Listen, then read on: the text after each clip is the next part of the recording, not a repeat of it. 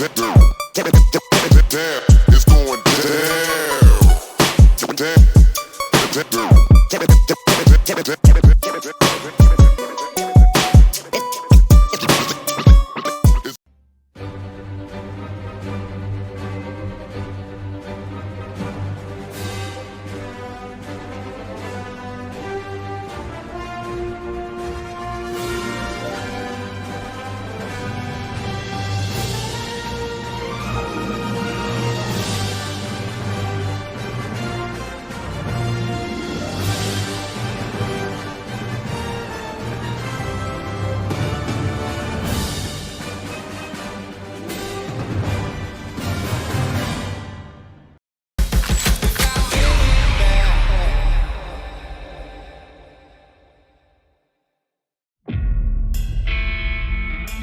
Fisk.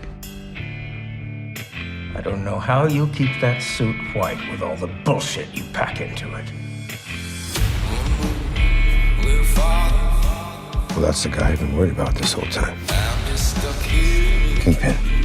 Like it or not, there is no escaping this. Oh, it's just some Christmas. Maybe you should ask yourself what kind of person hired you. I've told the truth and tried to make this city a better place. The people in power decided to tear me down. Believe me. It'll be the last thing that you do. I'm ready.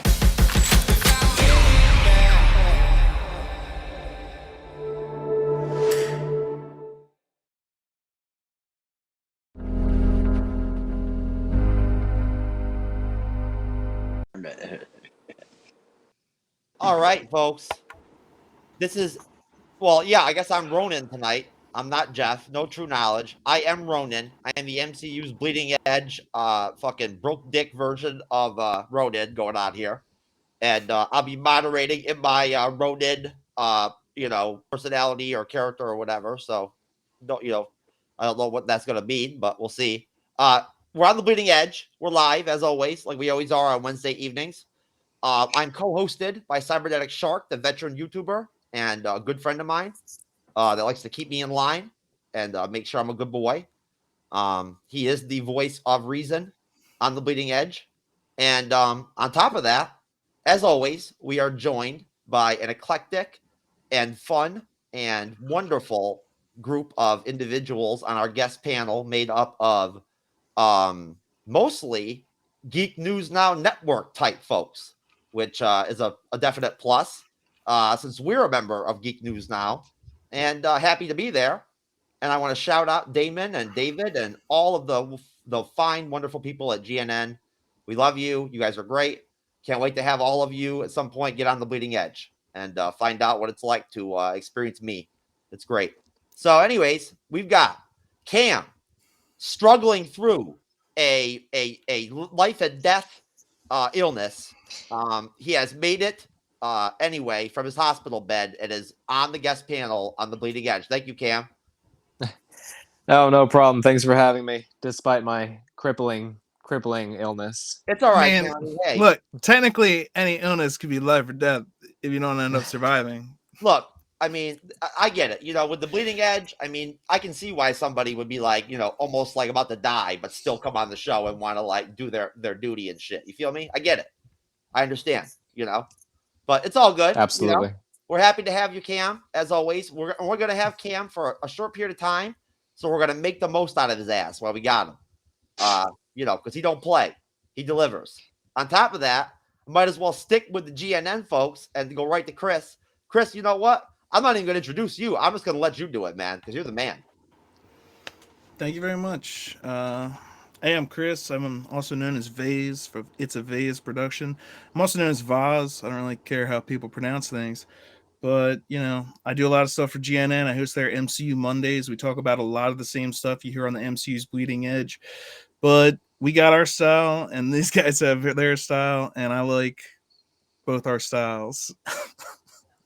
So sometimes I like to come hang out here. Sometimes I like to do it over there. We're Monday nights. They're Wednesday nights. And we all like to talk about, we're all fans, right? So it's good to hang out and talk.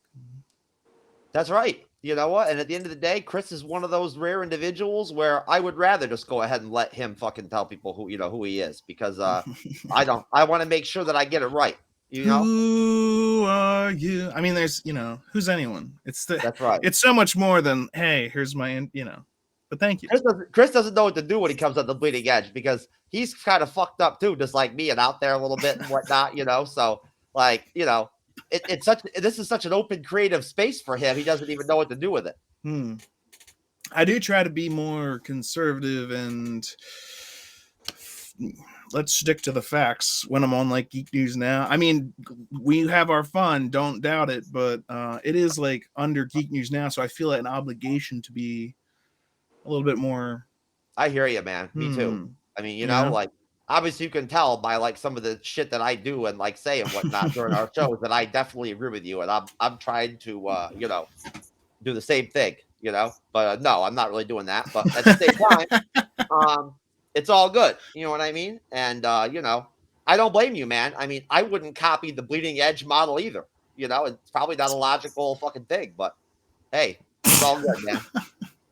So beyond that, once again, sorry it took me so long to get to you, Renee. I'm sorry if you felt lonely and like I wasn't like paying attention to you. Oh, I'm but fine. Renee is back from the Sakar.freeforums.net podcast of Champions group, a friend of the MCU's Bleeding Edge, and it is nice to see you again, Renee. Oh, thank you. Nice to be here. And I want to go ahead and just really quick just shout out Renee and let her know that we really, really appreciate the fact that she has stuck with us and rolled with us all through the Hawkeye series, episode after episode. So, you know what? That's great. Anytime you can have something like that go on, I certainly appreciate the hell out of it. Well, thank you. And you definitely contribute and bring something to the table too. So, you're no joke. Don't fool around with Renee. All right.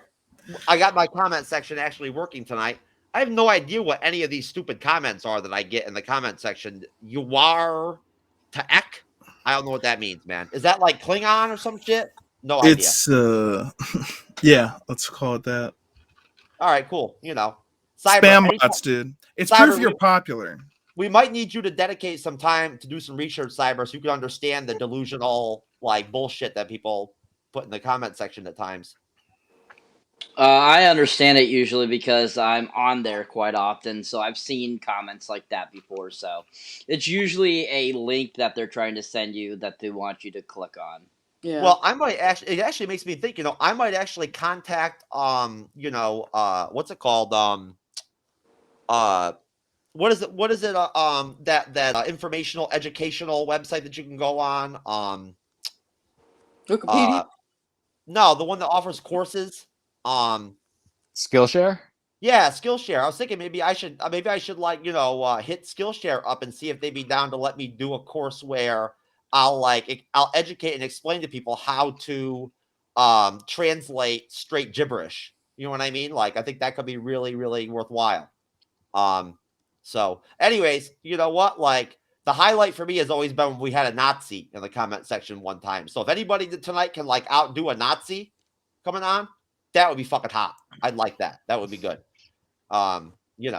Anyways, so on to the actual like reason why we're here on the MCU's Bleeding Edge. We're here to do a Hawkeye finale review. Yes, the damn Hawkeye series is over already, man. Shit, it's done. We got no Marvel coming up after that. We don't know what's going on. We're blowing in the wind. I mean, Cyber, has anything changed? Do we have any official idea about what's coming next? The last hearsay I've heard is that probably the next one will be She-Hulk. Because that's what they were kind of referring to, like when Kevin Feige had one of his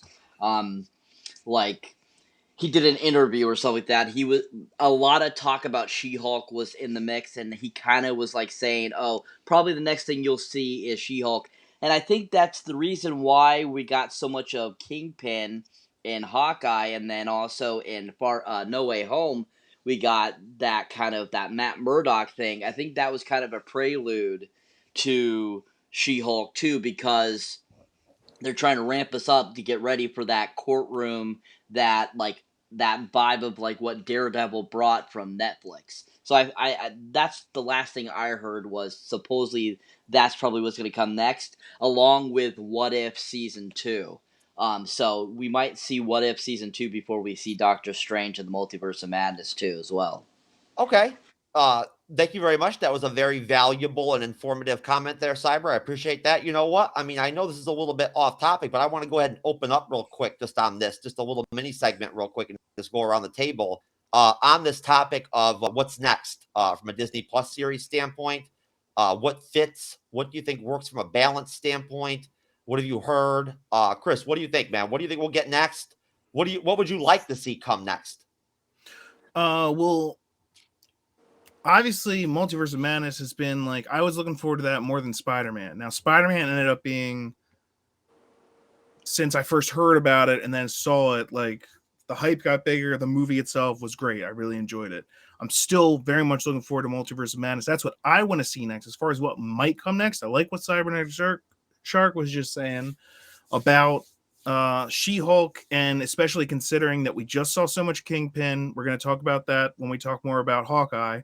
But we also got that Charlie Cox, I'm a really good lawyer. I mean, that was literally in the spot. So you got that confirmed. Spoilers. It's putting all these pieces together. I don't know what they thought they were going to get. If we're talking about the season finale, we're talking about it. Yeah, spoilers. And we're talking about where it's going to go from here. I mean, that's like future spoilers. So spoilers. Well, out of the Disney Plus series, Chris, what would you personally like to see come out other than She-Hulk? I'm excited for. Well, I know Secret Wars is like happening because there've been tons of hints of that throughout all the last things we've seen. Like we saw it in WandaVision, we saw it in that. We saw it in the last Spider-Man movie before this one, and it was referenced again in this one when he's talking about the Nick Fury the whole time. And then Nick Fury's been off planet, so we also we have Secret Wars. But I want to see Armor Wars. What I want to see is,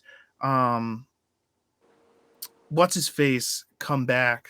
The guy from Iron Man 2. Oh, Justin Hammer? Sam Rockwell's character. Sam yeah. Rockwell as Justin Hammer. I want him to come back because if they can do all the great stuff that they're doing, Sam Rockwell's amazing. He was amazing in Iron Man 2. Just bring him back. So if you're asking me what I'm looking forward to, it's Justin Hammer in Armor Wars. That's kind of like my secret like hope, you know. But what I really want to see now that they've like Cybernetic Shark was saying, now that we've seen Vincent D'Onofrio, now that we've seen Charlie Cox, and now that we know that She-Hulk is coming up and she's a lawyer, and it would be amazing to see some of that kind of stuff. So yeah, that is the stuff that I'm looking forward to. Thank you, Chris. I appreciate that because I'm a big Daredevil fan. You know what I mean? Like, I'm glad you brought that up. That is a great reason to want She-Hulk to be the next series that comes out, because that means that, like, hopefully we'll get not just Charlie Cox, but Matt Murdock, but maybe we'll actually get a Daredevil in the suit Daredevil. That would be good. Moving on from that, going to you, Renee. Are you happy if She-Hulk ends up being the next series? Do you feel like that fits? Is that a good balance off of the Hawkeye and the What If? What if we end up with What If Season 2 as like the next series? Because I've heard that potentially could happen. What do you think? Well, I haven't watched too many of the What Ifs. I've watched a couple of them.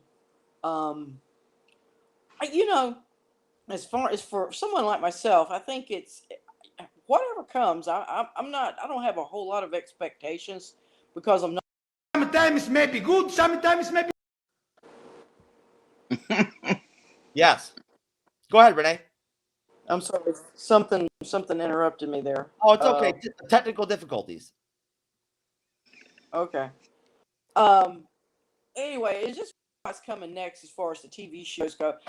Probably the Oscar Isaacs, because that's just because he's in it, that has me excited. And likewise, Moon Knight to the next Daredevil. I mean, not Daredevil, but the next Doctor Strange outing. So I'm looking forward to both of those. But yeah, I'm pretty loose. Whatever comes, I'm just gonna be open to it, and not be disappointed when my favorite guy doesn't come on or something. Like I said, like the meme said that you couldn't hear, Renee. The meme that you couldn't hear said, "Could be good, could be shit." There you go. That's it right Okay. there. Okay. There you go. Oh, look who's back. Sorry Yeah, about that. My browser crashed. Cam heard the word Moon Knight and he just bounced. He was like, you know what? The hell with Moon Knight. Oh, I don't know what you're talking about. Moon Knight's what I'm most I'm just excited kidding, for. man. I'm just joking, dude. It was a good setup. It was a good setup. She said Moon Knight and you were out. Yeah, my browser crashed. My stuff ain't exactly the most reliable. Nah, hey, it's all good, bro. It's all good. You know, as long as we get it done, we get it done. So, anyways, Cam, no, hey, I'm stoked for Moon Knight too. But the question is, are you happy if She-Hulk is going to be the next Disney Plus series? You feel like that fits? If it's, I've heard rumors that it might be What If season 2. What do you think? And then, is there one show in particular that you'd like to see? Well, yeah, I'm certainly happy that they're doing She-Hulk at all. Whether or not she comes next, I mean, it's not necessarily a huge deal for me. My main holdup is I don't want them to release these shows in a way that bounces too much, so much around the timeline that it starts to confuse the viewers. Mhm. I don't want it to be a situation like Star Wars: The Clone Wars, where it's like, okay, well, this person died in season 2, episode 3, but then they were alive again in season 3, episode 6. So what's happening here? You know what I mean? Yes. But yeah, I'm excited for She-Hulk. I don't know very much about her character, to be honest with you, but I mean, I'm excited for the fact that this show is going to give me more of an opportunity to explore that character. And as far as what I'm, wanting to see and what I'm most looking forward to, I mean, definitely Moon Knight. I love the idea of his character. I haven't read many of his comics. I mean, I have seen little snippets of him here and there, but I love the idea of his character. I love Oscar Isaac. I think he's a fantastic actor, and from what I've seen of some behind the scenes type stuff, it looks like he's really committing himself to the stunt work as well. So I'm hoping that if nothing else, we'll get some really exciting and well filmed action. So you're talking. So okay. So you're focusing on the action aspect. You're saying that like he's really like been putting the work in and whatnot to really be doing the stunts when it comes to the combat and everything. Well, yeah. With a character like that, obviously action's going to be a huge part of it. But what we've discussed this before. For the most part, when I watch the MCU, what keeps me coming back are the characters, the drama that gets generated. The action is often really good. The spectacle is often really exciting. But what keeps me coming back is well written characters. Really good relatable situations that they find themselves in, where it goes beyond just they experience some kind of emotional turmoil just because something happened. I want them to be challenged not only physically but emotionally as well. That's why movies like The Winter Soldier are some of my favorites, because you do see a lot of that. Yeah, most definitely, and I think that's a really good point to make. To be completely honest with you, Cam, because I know it sounds kind of weird, and I don't know how to necessarily totally explain or define what it is that I tangibly see in the connection. But I feel like there is a possibility that the Moon Knight series could actually, in some way, come off in a way kind of like Captain America, Winter Soldier, like that vibe. I could see it going in that direction.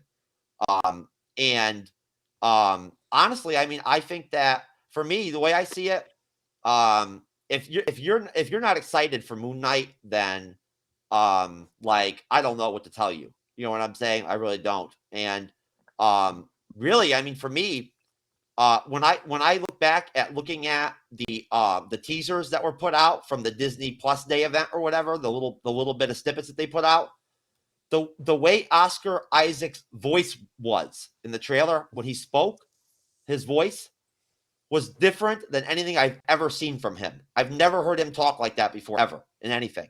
And I thought it was great. So anyways, moving on. Before we get into the Hawkeye finale review, I want to just really quick jump into something that is really, really, really in demand as far as like conversation right now. Spider-Man No Way Home. Everybody here on the show has seen it. Spoilers for everybody out there who has not. But we're going to do just a quick, run around the table real quick a couple times and just kind of BS on Spider-Man real quick, kind of loose, and then we'll jump into the Hawkeye review. So I guess just starting off with you, Cyber, you just saw Spider-Man. What were your highlights? Everything about this movie was fantastic. I mean, it definitely was very fast paced. It almost felt like an extension of Far From Home for me. But other than that, I thought overall it was a really fantastic film. I love what they did with the villains from the other universe. I love that they explained it. I liked the evolution and the thought of them trying to, fix them basically to, so that they don't want to be criminals anymore. I thought that was an interesting concept. And definitely the ending of the film, that final battle sequence was just so much fun. And getting all that awesomeness that we've been all speculating about since this movie was being made and all that, came to fruition. So that was really fun. I just really enjoyed it overall. Well, you know what? I'll tell you what I really enjoyed. I was just looking around real quick at the screen, and I saw Chris and his window, and it looked like it was flipped, like horizontal and shit. And it kind of reminded me of like my acid tripping days in a way. It was a nice flashback there for a minute. But anyways, so Chris, since I've already brought you into the focus here, what do you think, man? What are your thoughts? Spider-Man, man. Well, you were there on MCU Mondays. We just talked about that is entirely what we talked about with Spider-Man. So a lot of my thoughts on it, but for anyone who didn't get to hear us, I'll throw out some quick things. It was very much different than your typical MCU Spider-Man film. This was actually a departure from Iron Man Jr. and more a transition into classic comic Spider-Man and Sam Raimi Spider-Man. Again, the parts with all the Spider-Man together were some of the best. And not even then, but yes, then there were some memes that were just brought to life on screen. And it's like, thank goodness you didn't miss this opportunity, because when I saw them all pointing at each other and doing the meme, that one, I was just like, yes. When Willem Dafoe was like, I'm something of a scientist myself, I was like, yes. And then the fight scenes when he's going, Willem Dafoe also is the standout actor of this film. I have to give him the utmost credit for he should win. I think he should win like a best supporting actor for this. Like if they give it anything, at least he should get that. But it's really great. I'm not going to say it's perfect, because the whole the suit fabricator thing that they brought out, I was like, it can just make anything. We'll just have it make anything. I was like, oh, okay. But then I was like, that's a comic book. It was so minor that I was enjoying the film so much that it could just do that. Like, that's the thing about this film, is it is just so much fun that you're just like, who cares? I'm enjoying the hell out of this. It's a blast. It made me, and hearing the people cheer, it was amazing to actually go to a theater and enjoy the theater experience. I loved hearing people cheer at different parts, different sections of the theater erupted. Sometimes it was all of us. Sometimes it was like just certain people in different, but throughout the entire movie, people are cheering. It's amazing. It's good. Well, most definitely. And like I was saying in the comments there on the screen, I'm telling you, I do not know how Ronan drinks alcohol and whatnot while he's getting his Ronin on and shit and everything in his costume. But he must know some strategies or tips or something like that or whatnot to be able to make it happen, because I'm over here trying to get my buzz on. Now, see, you're just emulating the wrong character, okay? Ronan would not be getting drunk before going out to assassinating people. Now, you're going to be looking for Deadpool, all right? How does Deadpool drink with that mask on? That's who would have the answer to that question. Yeah, I guess. I mean, Deadpool is just crazy. You know what I mean? Yes, that's why he's the perfect person to ask. He's probably dealt with this problem before. Ronan would be like, you're shaming me. You're shaming yourself. Well, you're shaming my entire disintegrated family right now. There you go. That's why Wolverine, if you look at all of his costumes over the years and the decades and everything, has never worn a mask that covers up his mouth, because he needs to be able to fucking get drunk. It's that simple. But he can't. He can't get drunk. because of his healing factor. But you know what I'm saying, though. He's always drinking beer all the time and everything. You know what I mean? In the comics and whatnot. Well, yeah. Maybe know. it wears off like very quickly. Yeah. But yeah. Yeah. And smoking cigars, I assume, again, because he can't get liver disease or lung failure. Although, if you have seen Logan, that's a great point for Chris. That adamantium catches great up connection. Great connection to Captain America, the First Avenger, when he can't get drunk anymore because of the super soldier serum. It's the same deal with Wolverine, because he again was one of the super soldier serum experiments. I think he was number 10 or 12 or something like that. Weapon X. Weapon X, yes. Cam, Spider-Man. What were your highlights? Well, as far as highlights, definitely seeing Matt Murdock make a little cameo was very unexpected. For the most part, a lot of this movie went kind of basically the way that I thought it would. So even though I didn't run into any spoilers, there wasn't a whole lot that surprised me. Not that it wasn't still, really exciting to see, Andrew Garfield, Tobey Maguire, everybody all come together, see all these villains again. It still went kind of the way I thought it would. I thought it was a really good film. I'll be perfectly honest. I kind of like the Spider-Verse movie just a little bit more than this one. I still think that it's just a little bit better, but Far From Home or No Way Home is definitely in my top 3 favorite Spider-Man films for sure. And I think that it's Chris kind of said it earlier. This is definitely very much a film about how Spider-Man becomes Spider-Man and not just Peter Parker with all this tech. We see him in his dingy studio apartment at the end. We hear his landlord talking about rent at the end. It's like, okay, we're back in Spider-Man territory now. That's right. Yeah, Cam, they are. They're definitely setting up a more comic book accurate Peter Parker. That's what they're doing. That's what they're going to give us, I hope. And I hope what that means is that we're also going to get things like Kingpin becoming a part of his universe, potentially. You know what I'm saying? As a villain, because he's big in the comics with him. I hope that means that they decide to do what they should do, the smart move, the logical move, and go ahead and real quick connect Spider-Man with Daredevil, and build that connection, build that relationship.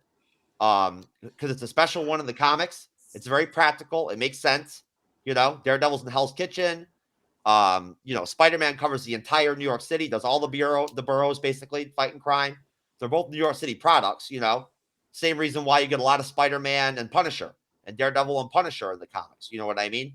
That's also why you had like Luke Cage, the whole Defenders. They're all like New York super. So many of these guys are based in New York. I mean, that's where Avengers Tower is, but who bought that? That's another question that was thrown up in the air. But you're absolutely right. As far as Daredevil and Spider-Man go, I'm just going to throw this out there again. And I'm not trying to throw a wrench into anyone's gears when I say this, but yes, it makes perfect sense to have Spider-Man and Daredevil hang out. People were actually complaining I saw it in comments on Facebook that he didn't swing by at some point, like in this last episode of Hawkeye. But the thing about Spider-Man is he's still owned by Sony. So anything that happens with Spider-Man connecting with MCU characters has to be an agreement between Disney and Sony. And so they have to come together on that. So I don't know how much Spider-Man you're going to be seeing in a Disney Plus live action show, and now that's where kind of all this goes up in the air, because they have the old Fox Spider-Man shows. They own that now because they bought Fox, but now the character is owned by Sony. And so anything they do, they have to like work together on. So it's going to be tough for them to do something on Disney Plus. Now, again, I'll always throw this out there. Both Disney and Sony love money. That's why they've been throwing these movies together. But if you do remember the end of Spider-Man, like we were saying, they're setting up a much more comic Spider-Man, as in not associated with the Avengers, as in not associated with the MCU, as in very much friendly neighborhood So I don't know. It's going to be interesting to see how much. I wish that they Hey. would bring Daredevil and Spider-Man together, but I don't know. I don't know. They should get me involved in the conversation and the communication and the negotiation between Marvel and Disney and Sony, because I can tell you right now, I'm not afraid to play like Kingpin and play dirty and shit. And I would just like set up Amy Pascal, with like Hugh Jackman, like a naked Hugh Jackman or whatever, like have him throw himself at her or whatever, and like beat it up real quick. These are your negotiations? Beat it up real quick, drug her, you know what I mean? And then like force her to sign a fucking contract, like giving Spider-Man back to Marvel Studios and Disney. That is done. Done deal. When that kind of shit happened behind closed doors, Harvey Weinstein, it still got found out. Okay. So the thing you're suggesting is absolutely ridiculous. No, man. I'm talking about, listen, this is very feminist driven here. Like I'm talking about, I regret saying what I said. This is pro woman, man. You know what I'm saying? No. I mean, hey, independent, strong women are they appreciate and and deserve really hot, attractive men like Hugh Jackman to pursue them like that, And Amy Pascal probably hasn't gotten any action in a while. So I mean, she looks pretty stiff.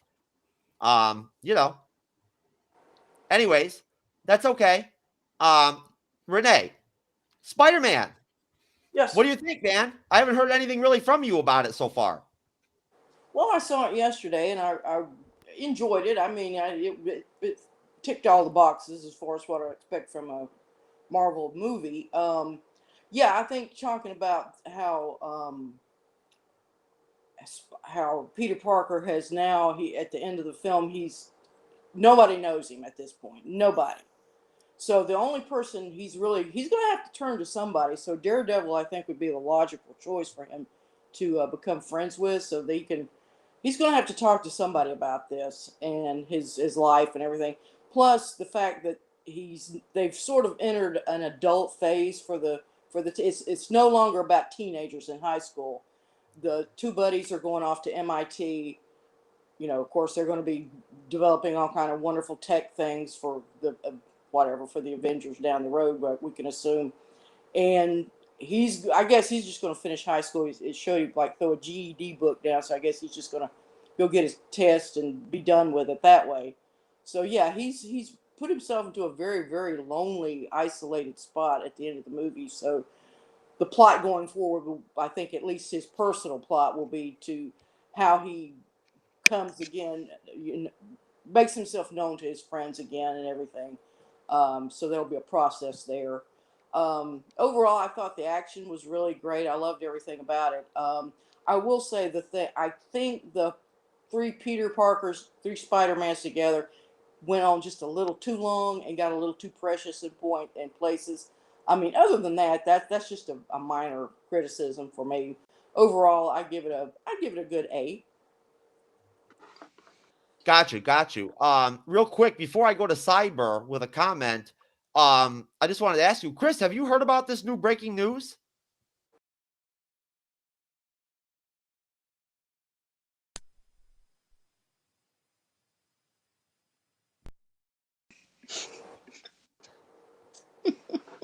What'd you think, Chris? I missed part of it, but I think it was making fun of the director of the.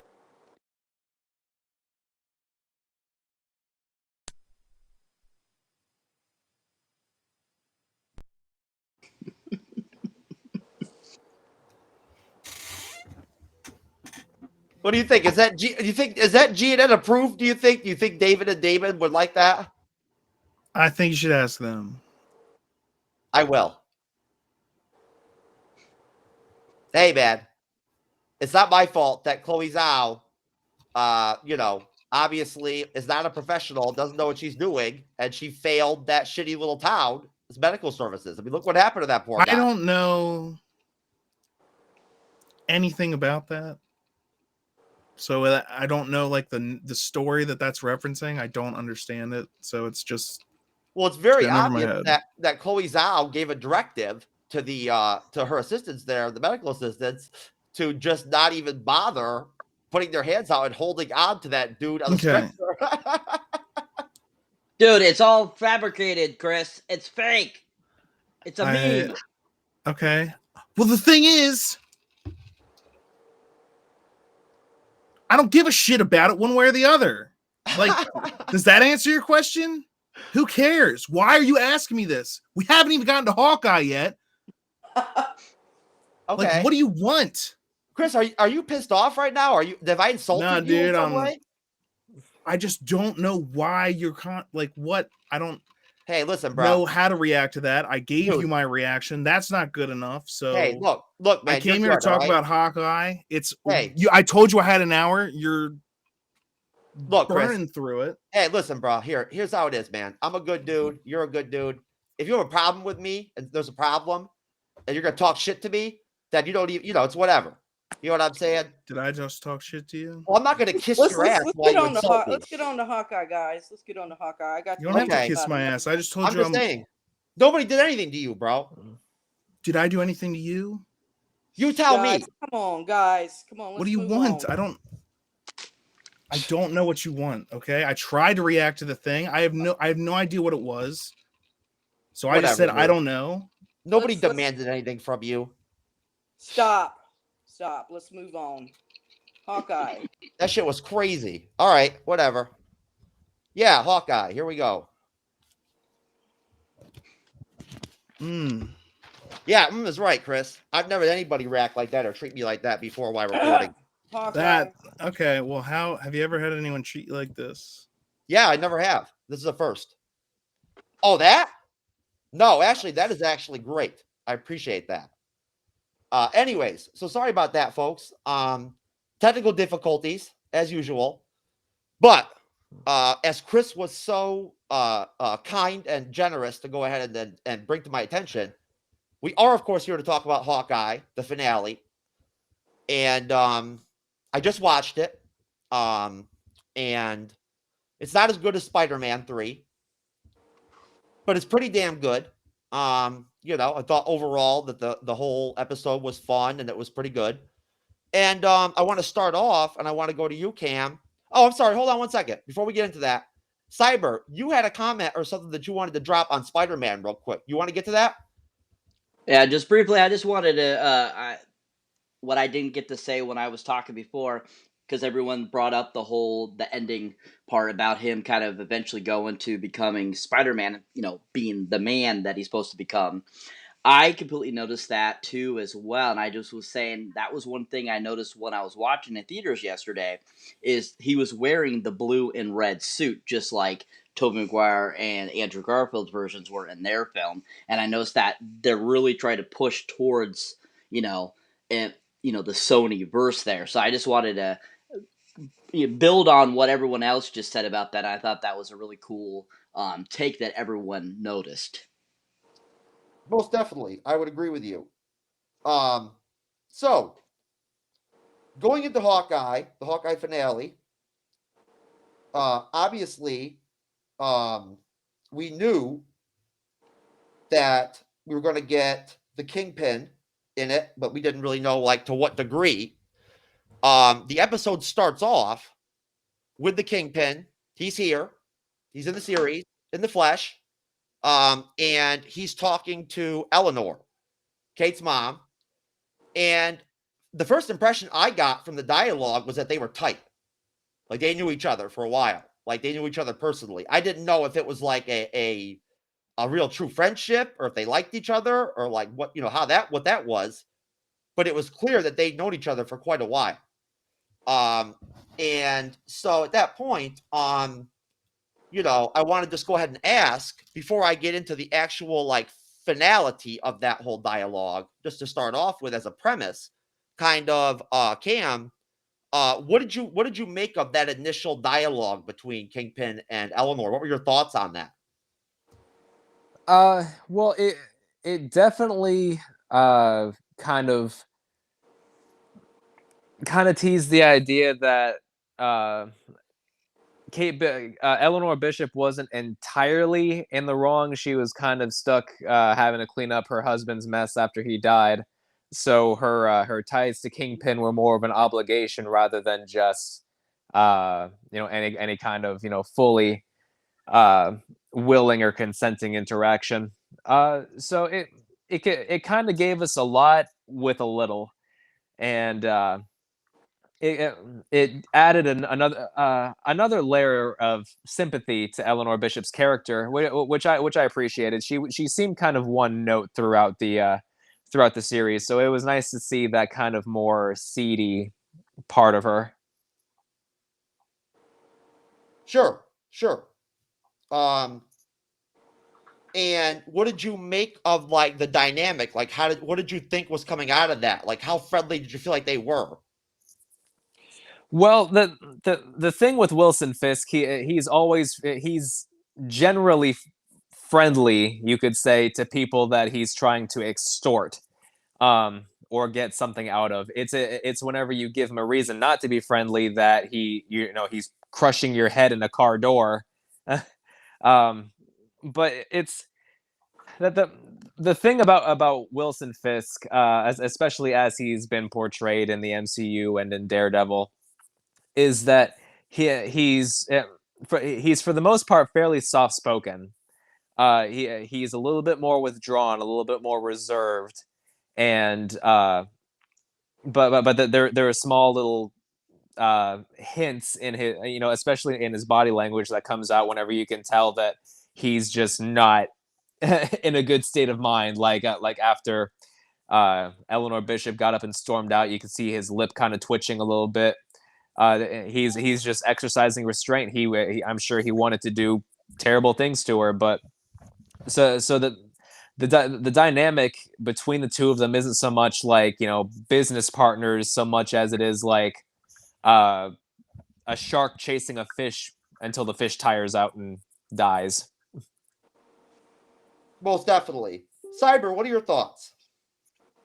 Uh, so I mean that whole introduction I was really happy with. It was nice that they went right from the very end of the last episode and gave us more of Kingpin himself.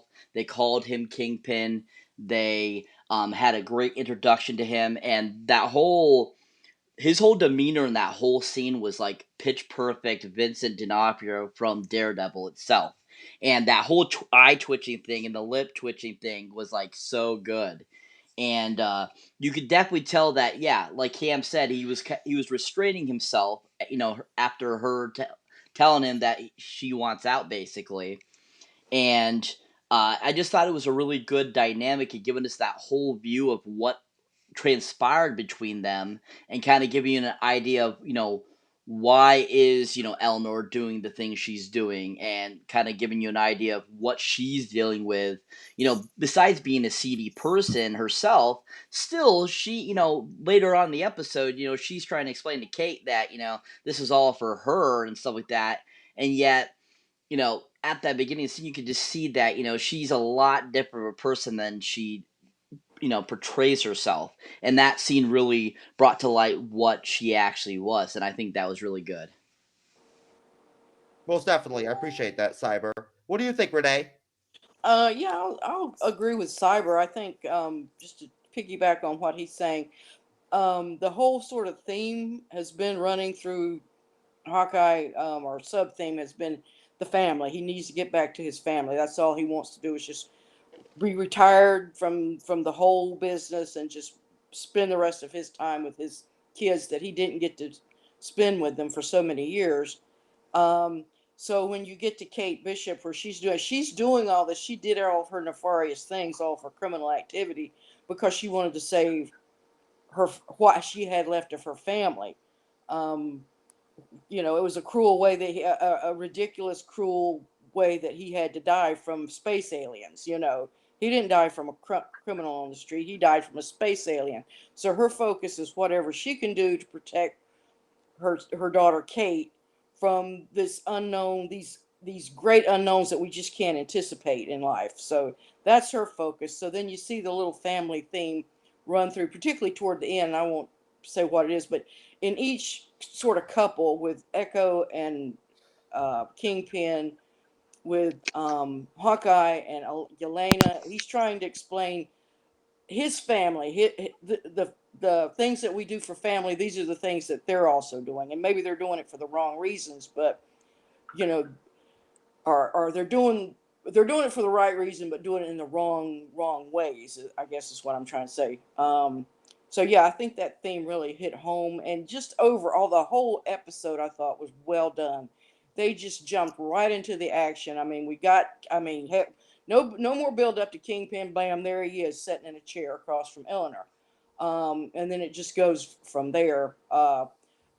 Otherwise, I think I just can't find anything that was wrong with that episode. It was just really, really well done, and the fact that Marvel will bring in Class A actors is a tribute to them, because Vincent D'Orfino, however you say his last name, with all the twitching, with all the facial, with his voice and everything, and his demeanor, and there was like one particular great scene where he walks toward Echo, I believe, and you just hear clump clump, his heavy feet hitting the floor. That's his presence, that solid hulking presence that he brings to the character. That's coming from the actor.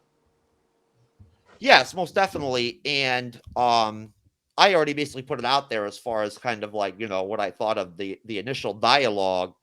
But as it rounds out and kind of completes itself, like that chat between them, essentially, we find out, and it becomes apparent that, as we'd already believed in other episodes, Kate's dad was obviously in some way involved with criminality. He was a criminal. He owed Kingpin a lot of money. And we don't know the actual real life role he had or what he did or whatever. But we get the idea that essentially Vera Farmiga's Eleanor character got tied into Kingpin based off of debt that her husband had incurred with him. And then she goes ahead and tries to blackmail him, essentially, if I understand what happened correctly. It was a little bit difficult to totally understand at that moment, like what really was going on. But Cam, before you leave, because we know you have other stuff to do and you haven't been feeling all that well. What are your thoughts on that whole situation there? Like, what did you think of Eleanor, like hitting Kingpin that hard like that? Certainly a very ballsy move on her part. I mean, it seemed a little contrived. Well, Can't hear you, Cam. Oh, I'm sorry. Can you hear me now? No. I can hear you, Cam. How about now? Yeah, I can hear you. I can't hear him. Cyber, can you hear me? I can hear you. I can hear Renee. I can't hear him. That's weird. Oh, well, that sucks. No, listen, Cam, go ahead. Finish your comment. Yeah, it seemed I don't know. I feel like contrived isn't really the right word, but it seemed a little far-fetched that if Eleanor Bishop knew even a fraction of who Kingpin is, I don't know how she thought that, just telling him that she's out was even remotely a good idea. It seemed kind of far-fetched to me that a character would make that kind of a leap. But at the same time, I understand the plot needs to happen somehow, and there are worse ways they could have done it. So I was okay with it. Guess who's here in the rescue? We subtract one arrogant prick from the show real quick, which I'm very happy about. And then we get an actual gentleman who doesn't run his mouth from behind the screen. So his name, of course, if you don't know him, is Lord Deathman, straight from fucking Hades, yo. What up, Lord Deathman? Oh shit, Lord Deathman can't even hear me. It's all good. He's only here in spirit, unfortunately. Deathman, you there? Well, hopefully we'll get him at some point. But his presence is felt either way. Cam, do you want us to go ahead and cut you loose? Yeah, I gotta get to sleep, dude. I feel like crap. Oh, well, listen, man. Hey, I just want to let you know that, again, it's been really, really wonderful of you. And thank you for giving us the time and the effort and everything with what all you already have going on. I just want to put it out there for everybody out there that we do really genuinely, personally appreciate you coming in and, putting the work in and whatnot to handle the Hawkeye series. You've been a big part of it for us. I find that to be something that's very special to me, very personal. So I don't want to cry right now or anything like that and whatnot. We don't need to hug, but we do value what you bring to the table, and we're always, sad to see you go. But, I hope that you have a wonderful Christmas. Merry Christmas. I wish the best to your family and to your children and your wife and everything. And you want to plug anything real quick or whatnot? Maybe talk about Cam and Focus. Yeah, sure. I recently uploaded my latest episode of Cam and Focus. It was kind of a cheat episode because it was a video review that I did years ago that I re-uploaded because the rage in that video was just extraordinary. It's a rage review for a little movie called Jurassic Shark. So it's on the Geek News Now channel. If you haven't checked it out, go ahead and check it out. It's hilarious if you want to see someone scream and flail around at how terrible a movie is. But thanks very much for having me on here. It was a lot of fun. I definitely look forward to coming back, discussing more MCU projects that come out over the next few months, and I hope you guys all have a Merry Christmas and safe travels if you are traveling anywhere. Cam, most definitely, dude. We would love to bring in your contributions and your perspective on some different content in the future. I think it would be great. Like I said, you do a great job on the show. Again, thank you very much. Have a good night, man. All right. Y'all take it easy. Good night. Have a good night, Cam. What up, Lord Deathman? Hey, how's everybody doing? Oh, man. I mean, I was having a pretty good night. I was having a pretty good night until some dude just all of a sudden flipped the script on me about 10 minutes ago and decided to get all arrogant and mouthy with me and shit during my show. Wow. Didn't expect that. But it's okay. Things happen, It's really easy to act tough behind a screen, but not very effective in the real world sense. But No. that's okay. At the end of the day, I do a really good job making sure that my relationships with people and whatnot are sound. And I pretty much almost never end up with a bridge burnt with anyone. So when it does happen, I don't want to sound arrogant myself, but typically it's because you fucked up, not me. So hey. I'm sorry that had to happen, Jeff. No, it's all good, man. It's all good. You know what? It's sink or swim, man. You know what I'm saying? It's all good. I mean, that guy was probably just jealous because we make better content than him. I don't blame him. I'd be embarrassed too. That's okay. But whatever. Yeah. Lord Deathman, we are happy to have you. And I'm glad to be Renee, here. I just want to go ahead and say I apologize to you, Renee, not to the audience, but to you, Renee, for that little tiff with me and Chris. Oh, we lost Renee.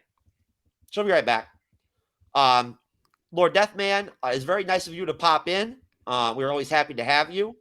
I know for a fact Cyber is always excited to see you.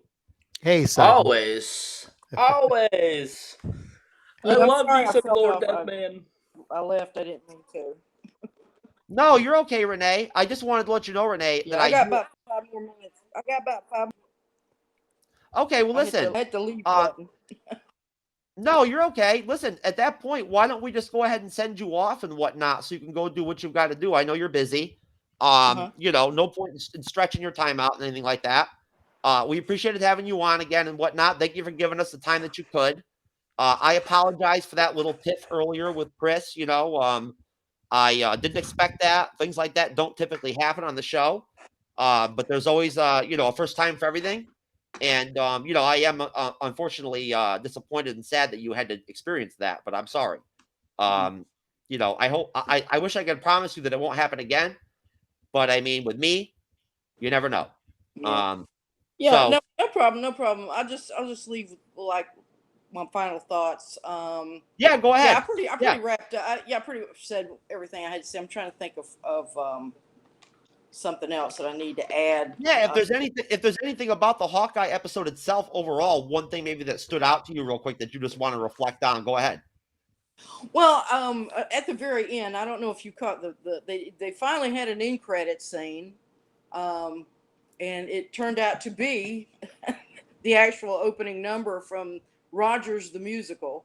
Yeah. So I thought that was just kind of like, and like they said, they started off with, you know, a Merry Christmas from Marvel, which I thought was really sweet, and then they flipped into the, and if you'll see that there was a guy, they keep shooting a guy that's directing the orchestra or directing the play from the pit, and that I can't think of his name, Lord bless me, but he writes a lot of TV theme songs and everything. He's just been around for a long time, and he pops up in different movies. Probably one movie that he was in was called Broadcast News, way back in the 80s or 90s, and that's just some movie trivia for all the movie trivia guys out there. And I like to kind of bring that element in every once in a while. Other than that, it was a great series. I really enjoyed it. I think it was probably, and as much as I love Loki, and you know I'm a huge Loki person, but I tell you, Hawkeye really was the best series, I think, of the four.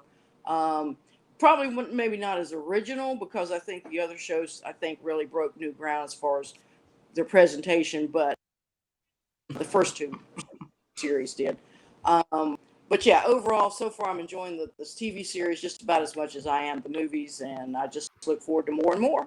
And you guys have a really great night, and I appreciate being here. Good night. Oh, most definitely. Good night. Most Happy holidays. Yeah, Happy Renee, holidays. I'm sorry you didn't get a chance to mix it up more with Lord Deathman. He's a great guy. I think you would really I'm enjoy him. disappointed that I didn't get to spend some more time with Lord Deathman. Oh, we'll get our turn. Don't you worry. That's You right. have a great Hey, evening. we've got two Sakar folks here on the show in one shot here, one show. Okie dokie. All right, guys. Good night, and I'll talk to you next time. All right, Renee. We'll see you soon. You too.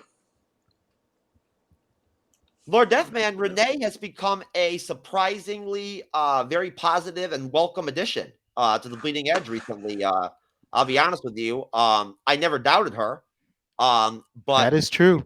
You know, you do remember my initial communications with her being a little bit strange. Yeah, as exactly what was going on. You know, like and I didn't really know what to think. But now that we got things straightened out, and we found her a name that works and sounds logical, and you know, isn't stupid as fuck like Loki Bomb or whatever, you know. Yeah, I basically felt like a complete idiot every time that I had to say that to her. Like during the show, I'd be like, "Oh my god," like, you know, I gotta say that again. But like, whatever, it's all good. You know, but yeah, she's been great. She's been a great addition and whatnot, and she brings her own unique perspective. She definitely does. But Lord Deathman, welcome to the Bleeding Edge. Thank you.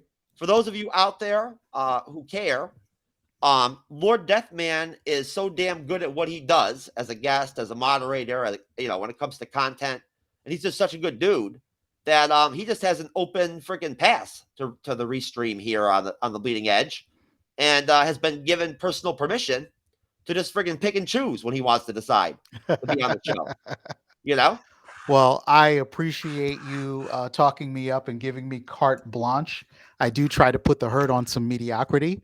We want to bring the level up. And I love being on the Bleeding Edge. So even if I had to join late, Jeff, I thought I should take advantage of the opportunity. Hey, listen, Lord Deathman, you are so damn good that like 5 minutes of your contributions outweigh like 6 hours of like what some other people's do. You know, I appreciate that, Jeff. And I must say, that's a striking outfit you're wearing for today's episode. That's right, man. That's right. You know, and the glasses are a great touch. Like they really, really complete my outfit. I mean, you know, I look like a college educated Ronin. You know? Indeed, you're ready to go out there and fight some crime, hit up some bros. Oh man, I'll tell you right now, dude. In real life, man, those tracksuit mafia dudes would not want to play with me, bro. You know what I mean? Like, you know, I wouldn't go soft on them. I'd be straight hurting them. I don't doubt it. I don't doubt it. You know, it would be no joke. You know, but you know what? That's a good thing. It's a good thing they don't have me in there, man. And they don't, you know, and they don't have me on the show because, you know, I mean, the workman's comp itself, like amounts and whatnot, would be crucial. Would be like skyrocketing. You know, I'd be doing my stunts with like the tracksuit dudes and actually like physically fucking injuring them, put them in the hospital and shit, you know? So, anyways, bottom line, back to Hawkeye, back to the Hawkeye finale. Hopefully, Lord Deathman has rescued us and decided to save us and jump in and make it clear that he has a different opinion on Hawkeye being the best of the Disney Plus series that have come out so far. And there haven't been 4, there've been 5. There have been 5. Yep. There, yep. So, Lord Deathman, where we're at, brother, is basically I'll go ahead and start you off with. We just got done with talking about the conversation between Eleanor and Kingpin and her blackmailing Kingpin and then basically telling her that she's walking away. Never a good idea to do that to Kingpin. He doesn't like that. No. You know, anybody from the comics who knows about Kingpin knows he's not fond of that type of shit. Basically, I mean, once you're in it with Kingpin, you're in it for death. So, you know, so Kingpin comes out and says, I think to Fra Free's character, what's his name? Zaki or Zachary or whatever. Kazi. Kazi Echo's buddy. Yeah. Kingpin actually says to him, he wants people reminded that he owns this city. You know, I like that, man. You know what I mean? Like that was Kingpin right there. And you know what? I think that's a very important thing that he said that because it really says a lot about the fact that Kingpin is now a part of the MCU for the first time. He's coming from a place where in the Daredevil Netflix series, he got out of prison and was kind of like, kind of out of action a little bit. You know what I mean? Like he kind of like lost a little bit of his luster, and his power. So he's back. And it seems to be he's back in full effect. And he wants to go ahead and put shit in order and let people know what's going on. So, Lord Deathman, letting you start, and I'll go to you, Cyber. What do you make of Kingpin popping up and being like, yo, I want the city to know I run this show?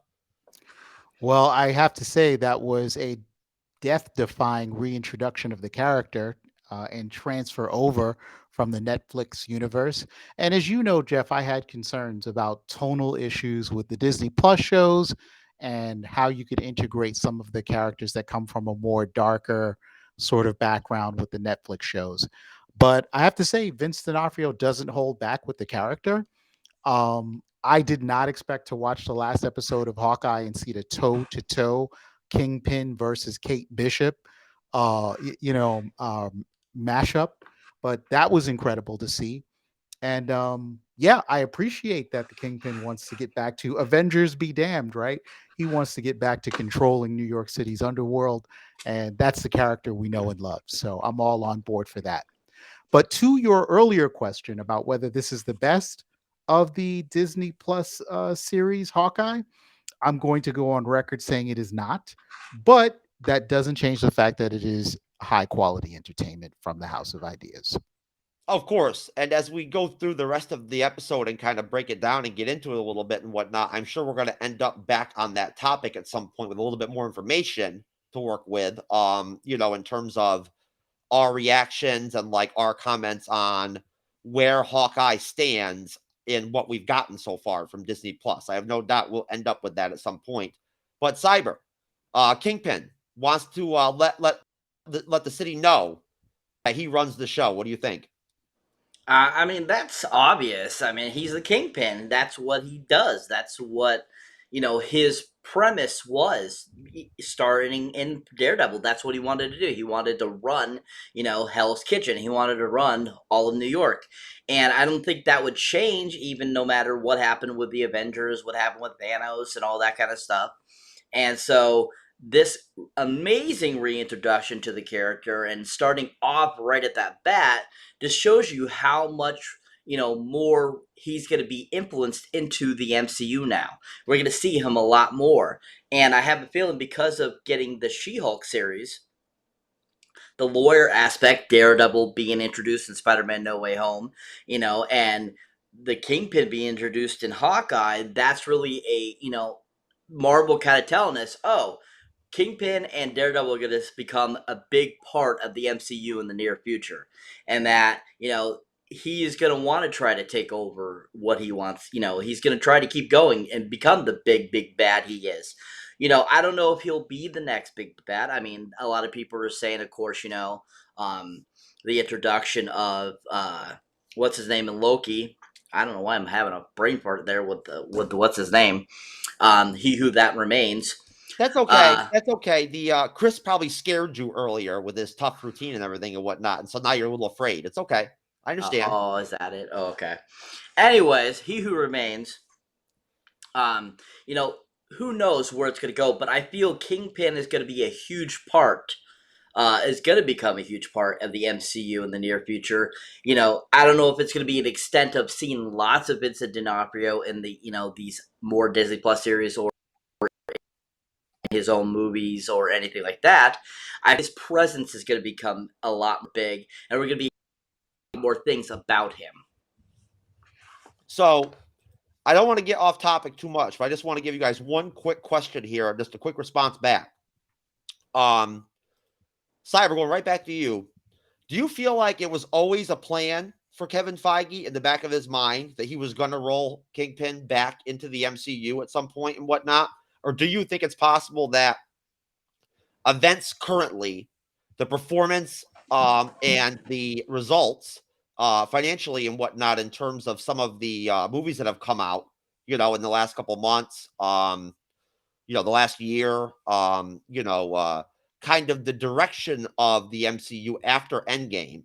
Do you feel like maybe like they decided to make that decision like while they were walking, if you know what I mean? Honestly, I feel that, with the Marvel Netflix shows, because they were so different than anything Marvel has done, because they were very graphic, what Daredevil really is about, and stuff like that, I always have a feeling that in their back of their mind, Marvel always had a plan to introduce Kingpin into the MCU.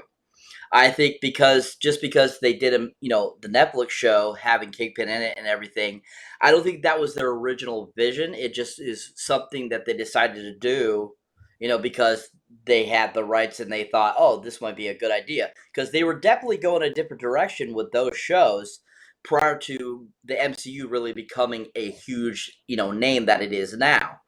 So I have a feeling that yes, back in Kevin Feige's mind, he had an idea of bringing in Kingpin at some point because he would be connected to some superhero or supervillain of some sort later down in the MCU's line.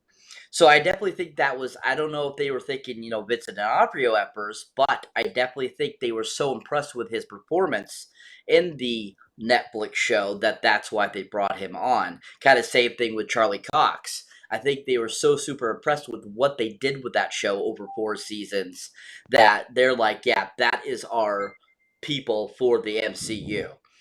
So yeah, I definitely think that the Kingpin has always been something that they were going to reintroduce into the MCU because he is a huge character in the MCU. That it was a huge supervillain for many heroes, and were a part of many supervillain trios and so forth too, as well down the comic book line. So it's definitely something that I foresaw happening eventually. I just didn't know when.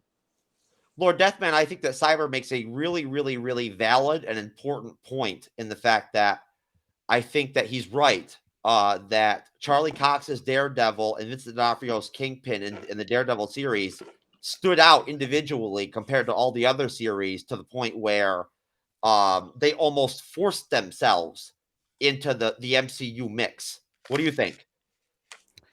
My take on it is slightly different, but it arrives at the same place as you guys. I think, well, if we step back and kind of go back to the rumors of last year and the year before, there was always this feeling that Kevin Feige didn't like the Netflix stuff or that he liked it but didn't want to incorporate it into the MCU because he didn't have personal control over the development of those shows. As we know, he was involved as an exec producer. He probably got the high level on the creative for that, but there was another showrunner in charge of that who did the on the ground work. So it was always thought in the fandom that Kevin was hesitant to bring that stuff in because it didn't have his own personal stamp on it. But, I've never really subscribed to that only because I just don't see him being that egotistical. And of all of the big producers that you hear about in Hollywood, be it Kathleen Kennedy or anybody who's heading up a big sort of media franchise, Kevin Feige strikes me as the most accessible. He's usually the one who's the least egotistical in terms of his presentation, despite his innumerable accomplishments. And he's the one of all of them that probably listens to his fandom, right? He's really always got his finger on the pulse of it. And I think he's always ready to satisfy fandom demand and surprise us at the same time, not just give us what we were asking for, but always going a step beyond. So the question really isn't, was Kevin Feige prepared to bring Kingpin back in, or was that always his master plan? The bigger question, and I think the more important question, is what was his plan regarding bringing back all of the Netflix universe in general? Did he want to incorporate it? Did he want to, hold it back? And I have to say that, being as shrewd as he was, I think if you're going to do a series like Hawkeye and you're going to intentionally set it in New York City in the Marvel universe, there is no way to tell a credible Marvel MCU story in New York City without getting into a character like the Kingpin. It just, it just wouldn't have went over as well as it could have, to have that connection. And he saw that the fans were really into the D'Onofrio performance, probably looked at it himself and said, this is a gifted actor. Why would I go and recast him with somebody who has to do all of that groundwork again to get built up and get the fandom love all over again? Like I said, the man is nothing but shrewd. So bringing in Matt Murdock, bringing in Charlie Cox, bringing in Vincent D'Onofrio, I'm almost certain we're going to get Kristen back. Kristen Ritter is going to come back. Those were some high quality performances from really dedicated actors that enjoyed their time in the MCU. Why you would recast them would be a mystery to me, and I think it's also a mystery to Kevin Feige, and that's why he did it. No, we definitely could use more hot women in the MCU, like Jessica Jones and Kristen Ritter. That would definitely be good. It would definitely probably be positive for the box office and for the the viewership and whatnot of any MCU property if they made sure to get Jessica Jones half naked in there. It'd be good. It's not like they haven't done it before. No, and I enjoyed it. I'm very impressed by what she has to offer. I am. They're highly impressed. I respect her physical abilities. But anyways, I got to point out just really quick that I kind of wonder in my mind, in a way, after listening to you guys talk about this, like, hey, man, I mean, after Endgame and then the second Spider-Man film, knowing what they had coming up on Disney Plus, knowing the characters that they were going to be bringing out in the MCU in Phase 4 and Phase 5, knowing the Fantastic Four was coming on the horizon, knowing we're going to get mutants at some point, meaning we're going to get the X-Men too at some point, knowing we're going to get a Thunderbolts team, we're going to get a Dark Avengers team of some kind, and I could go on and on. I feel like in that situation, I could understand how somebody, maybe not Kevin Feige, but somebody else in his role, might think, you know what, maybe we don't need Daredevil. Maybe we don't need Kingpin, Right. But I think that, like, you make a good point, Lord Deathman. There's just something very unique about Kevin Feige. I don't know how to describe it. I don't know how to nail it down, or how to how to represent his overall ability with talent and recognizing talent and understanding the fan base, the fandom, the currents that are going on in the fandom, all of it. I feel like, without question, at the end of the day, people need to remember that Kevin Feige is a fan. Right. Kevin Feige is a major Daredevil fan. He has And said that's so important. That's so important. And so at that point, knowing he's a Daredevil fan, that he loved the Frank Miller run of Daredevil, that was like a big thing for him. There's no way you can't imagine that he didn't watch that damn Daredevil series, and fans or not watch it and be like, damn, this is good. Like, this is good shit. And that's the only point I want to make, is just that I feel like I don't see how it's possible Kevin Feige did not notice that. Right. So as far as Hawkeye goes, we get past the conversation between Kingpin and Kazi. We end up with the scene where we get Kate and Clint putting arrows together. Kind of like, doing some background work and whatnot in the lab and whatnot. And that was interesting. I mean, I'll go to you guys. I'll go to you, Cyber. I personally myself did not find anything really like standoutish out of that scene. But if there's anything in there that you took from it, go ahead with it. I really enjoyed the scene. It was fun to see Clint working and making arrows because, throughout the entire series that we've seen different films with, Hawkeye and stuff, we never saw who made the arrows. We never saw where the arrows came from. So this was kind of a nice little treat showing that, yes, Clint makes his own arrows. And they had all this kind of tech. I liked that they had the homage to Stark Industries by a few of the arrows being made from Stark products. We had some interesting, shots of like different things that they could do, electrify and stuff like that, which was really cool. And I just think it was fun to see kind of like their camaraderie, their partnership develop more and show that, Kate is now becoming Kate Bishop. She's becoming the new Hawkeye. She's being taught how to make these arrows. And so I think it was a really fun scene, and I think it really helped develop Kate Bishop's character. Lord Deathman. Yeah, I can only dovetail off of Cyber's very wise commentary on this. It always, Clint never struck me as being I got to go to hardware guy. Like he doesn't strike me as a Tony Stark. I'm in the room with the forge, making my own arrowheads. I kind of saw him up until that scene as a guy who, somebody else makes the payload, Hawkeye picks it up, and he's ready to rock.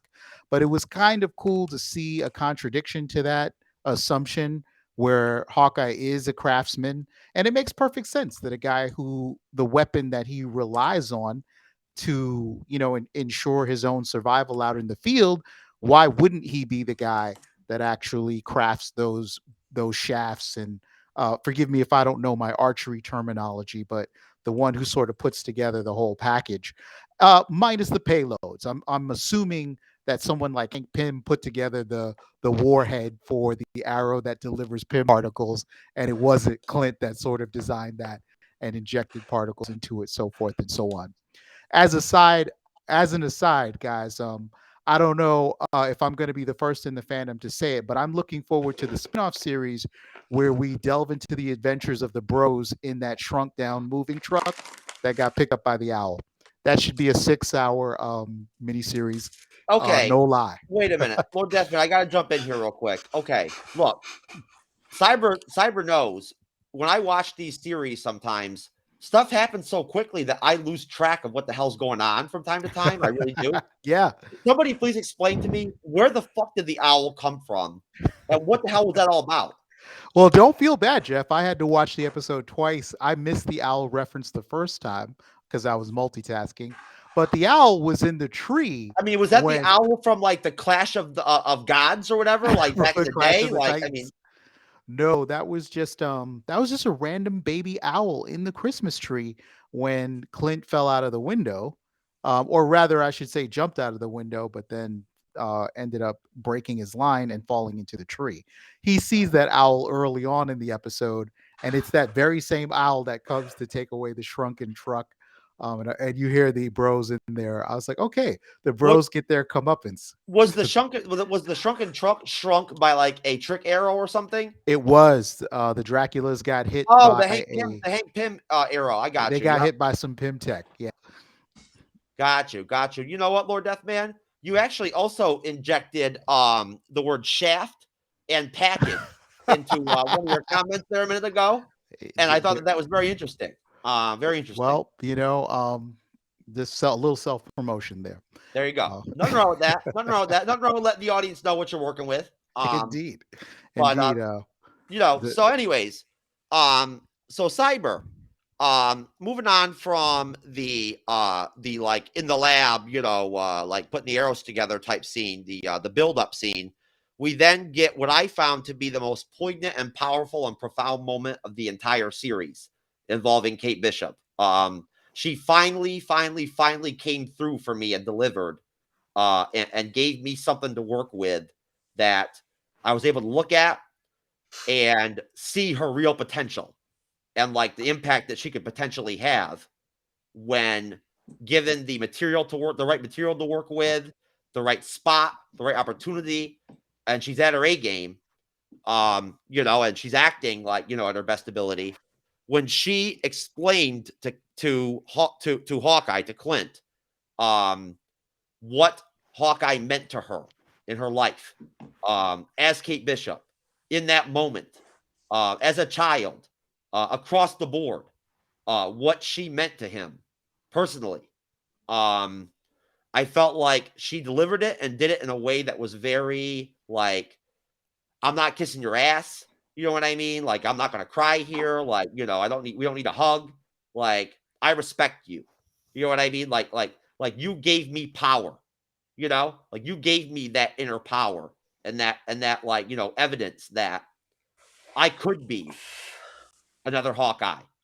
Although obviously as a child, she wasn't thinking about that, but so I felt like, that of course was the preemptive time, where Hawkeye was kind of just feeling her out as to if she was prepared for what they were about to be getting into afterwards, with going to that party and crashing it, and Eleanor and the Kingpin and the Tracksuit Mafia, knowing Yelena is out there still and wants to kill Hawkeye. So Lord Deathman, tell me, what were your thoughts? What did you think of that very poignant, powerful moment with Haley Seinfeld and Clint? I thought that's the moment of myth. That's the moment where you have a legend and a legacy with really all of the great superhero stories that you have out there, especially when you're passing a mantle along, and you kind of want to find out why is it that the younger wants to sort of take on this role. They may have similar skills, similar powers, but this is the moment where Kate kind of tells us why she wants to be Hawkeye, what her trajectory and what her experience was. For Clint, it was coming into Shield as a weapon, as a professional assassin who then found himself becoming a hero on a team of intergalactic sort of adventurers. And that's his sort of story of becoming a hero, getting the red off of his ledger, so to speak. But for Kate, it was seeing his example, him thrusting himself out into danger, into an alien invasion, only having a bow and arrow and having no superpowers other than great hand-eye coordination and incredibly fast reflexes. So yeah, that was a great moment in the episode, and I think it's one of those moments where if you're a fan of the genre and you kind of believe in the mythical quality of it, that's where you kind of choked up just a little bit. I'm not saying full on tears, but maybe you got a little something caught up in your throat. Yeah, Cyber. Honestly, that scene, I didn't feel I was as impacted as you two have. I thought it was a very poignant scene. I thought it was very fun. I thought it was great that she explained to Clint, uh, her personally, how she felt about him and how he influenced her, and basically made her into the woman she is. I thought that was a really fun, point, and I thought it was a very endearing scene. I thought it was very fun, and I thought it was very enjoyable and a nice kind of way to kind of slow the pace down a little bit for the episode so that it ramps back up for that huge, great finale. Okay. Well, hey, you know what? As we always talk about and mention here on this show, one of the great aspects of being a part of this fandom is that we all have different opinions, and and I don't know, I mean, at the end of the day, we all pretty much end up pretty harmonious when it comes to these topics and whatnot. We don't fight. We have contrasting opinions. Sometimes we don't agree on a certain topic or a certain comment or a certain part of a scene or something like that, or how good a movie is or whatever. But at the end of the day, we're whatever about it. We move on. You know, there's no lingering animosity, you know, amongst each other or whatever, just because Cyber was not like, you know, overblown by the Kate Bishop scene with Clint. You know, like while like, you know, Lord Deathman and I were like, oh my God about it. So, you know, it's all good. You know, we all have our own opinions, our own takes on this stuff. And you know, I think that honestly, sometimes down the road, when you look back years later, months later, sometimes you end up being wrong. You know, like your opinion on something ends up being wrong. And the guy you thought was an asshole was right. You know? So either way, just a little side note about being a part of the fandom. But so moving on, we then ended up with after moving past that moment, the tracksuits and Kazi go to do the hit on Eleanor, Kate's mom. And I believe at that point also that Echo and Kazi also have a dialogue. And it's very obvious that Echo very much either like firmly already believes what Clint told her as Ronin about the fact that Kingpin wanted her father killed, but or she's at least close to believing it. Like she's trying to figure it out. She's trying to put the pieces together. And you know, and we'll get to that, but basically we find out more information about the relationship and dynamic between Eleanor and Kingpin and their business relationship in the fact that truthfully, Eleanor and Kingpin were never close. They weren't buddies. As we talked about before and mentioned, and as I've said in previous episodes, I always thought that Kate's dad was a criminal. He probably worked for the Kingpin, and that's how he died. You know, and or maybe he was a gambler. Who knows? You know, either way, he owed the Kingpin a lot of money, and so it looks like pretty much we find out at that point that it looks like Eleanor was sort of forced to work with the Kingpin to pay off this massive, massive amount of debt. Because as we know, those of us who know about Kingpin from the comics, from Daredevil, he's above the law. He owns the cops. You know what I mean? So, you know, trying to go to the police or the FBI to try to, you know, get protection from the Kingpin in that situation is not going to get you anywhere. So, you know, obviously we learn even more as the finale continues and reaches its climax and its end. But what do you think, Cyber? Do you feel like at that point you wondered maybe if Eleanor was a positive element, a good person that got stuck in a bad situation? You know, like that? Did you kind of have an idea that maybe that's where she was at? I honestly think she was just bad to begin with. I think that she was involved with the husband to begin with and just made it seem like she was the victim. Because when she's talking to Kate about, you know, why she had to do things the way she did and like, you know, your father was in debt and stuff like that and that kind of stuff, just the vibe she gave off to me was like she was involved somehow, and it wasn't just the husband's fault, it was her problem too, and that she contributed to it as well, and there was more to it than what she was explaining to Kate. And you know, that's the reason why I think it was great that Kate had her arrested. I think there was a lot that wasn't foretold and that we didn't find out because, you know, she's so actually creepy and evil behind the scenes more than what we seen and were perceived as. Lord Deathman? Yeah, I don't think that Kate's mom is a babe in the woods. She wasn't in the comic books, and she's a manipulator. She's a user, and I think that's pretty clear in the story beats and the way she treats people, including Duquesne, who she ends up setting up to go to jail. So I don't think that she was a victim of circumstance when it came to her husband's debt to the Kingpin. That's probably something that she orchestrated herself, and her husband ended up taking the fall for it. So people who are sociopathic tend to manipulate people and manipulate people until they find someone they can't manipulate. And in her case, that would have been Wilson Fisk, the kingpin of crime.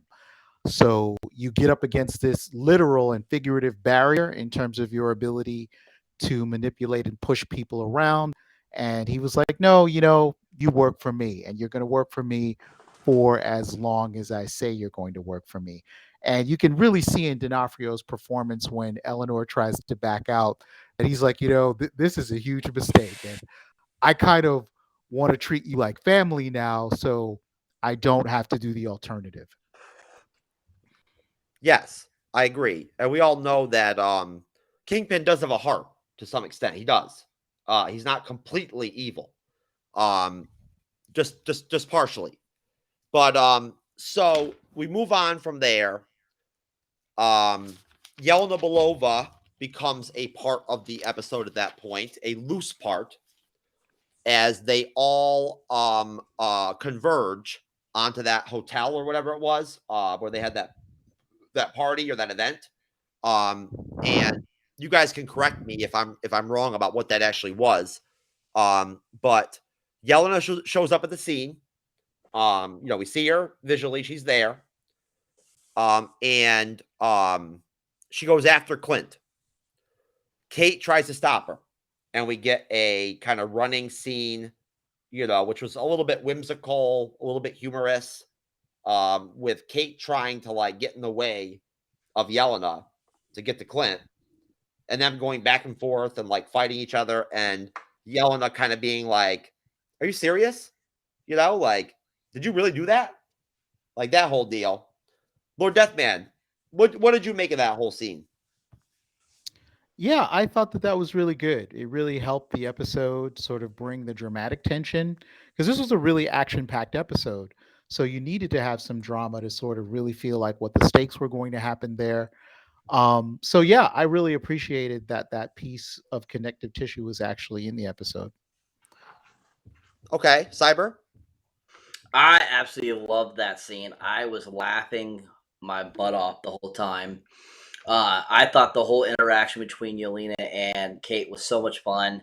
I think they were kind of trying to kind of bring the dynamic between her and Black Widow a little bit back into the fray, with it being between her and Kate now, and kind of giving us the future they could become buds and maybe work on something together, or she could come to aid or help or whatever.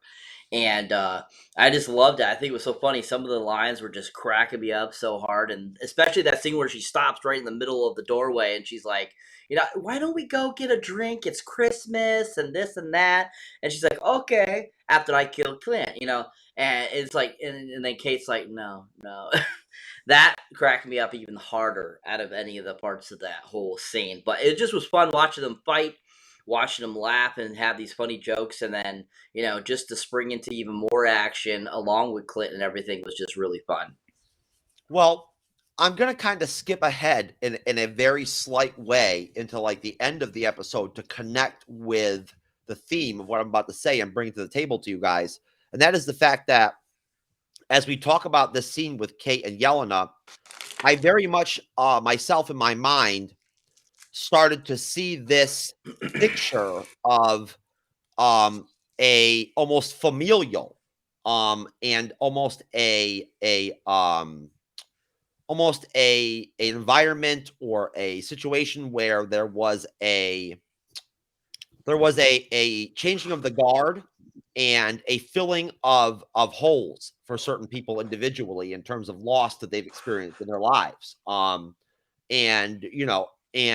I felt like in a way, in that scene with Kate and Yelena, and then throughout the rest of the episode, I felt like there was a synergy there, an energy there, a rapport there that kind of related to me in a small way, or connected in a small way, loosely, to Natasha and Yelena, and I think that Yelena definitely has a really, really big empty hole in her right now, just like Clint over Natasha. And I also felt like towards the end of the series, when Kate goes home with Clint, it was very heartwarming. And on top of that, you started to kind of get this gist that, like, in a way, Kate Bishop, not maybe in the beginning of the series, but by the end of the series, and especially through the finale, gave something to Clint, showed something to Clint to where he respected her and viewed her to a level and to a degree to where he allowed himself for her to step in and be something to fill that huge gap in his heart with the loss of Natasha. What are your thoughts, guys? Lord Deathman? I'm sorry, Jeff. Can I ask you to repeat the question? Yes, you can.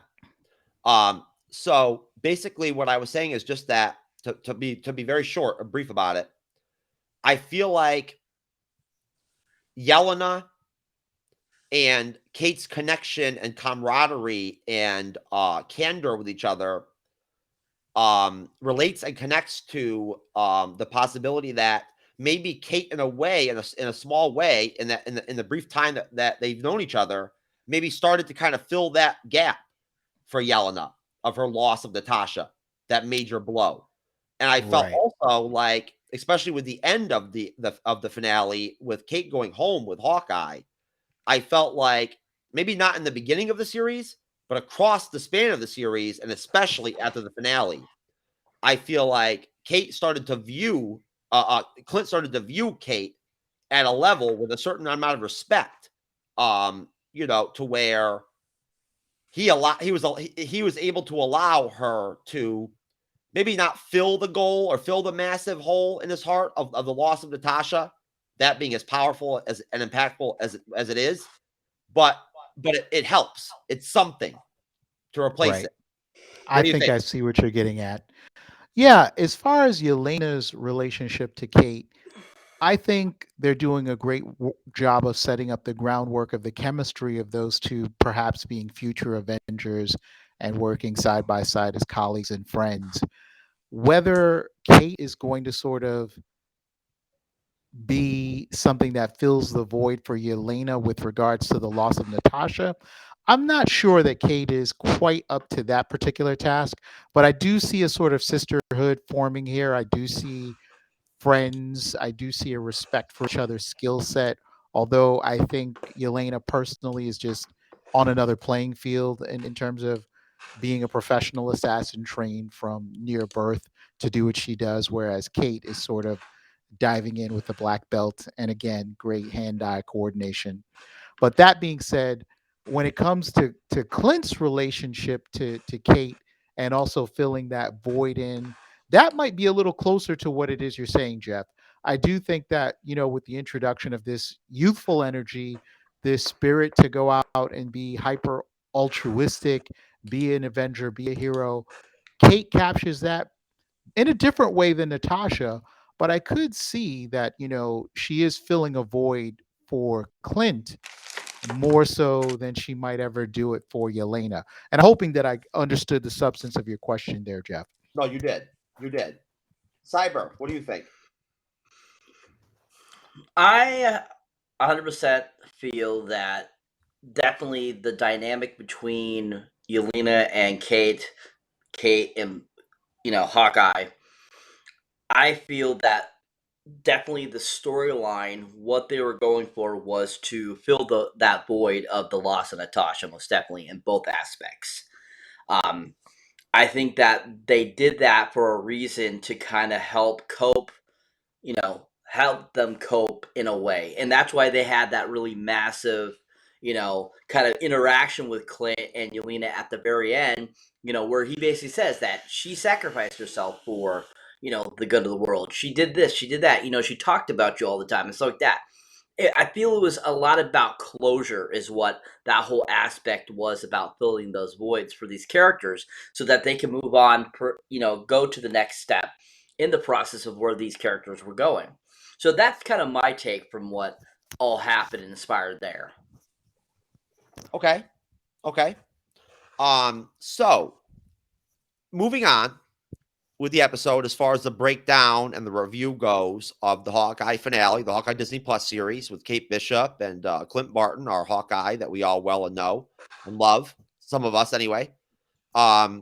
So Jack, the swordsman, finally has an impact in the show. He jumps in, says some, quippy, line about it's time to get in the action or whatever, gets a sword and starts fighting the tracksuit mafia dude and whatnot.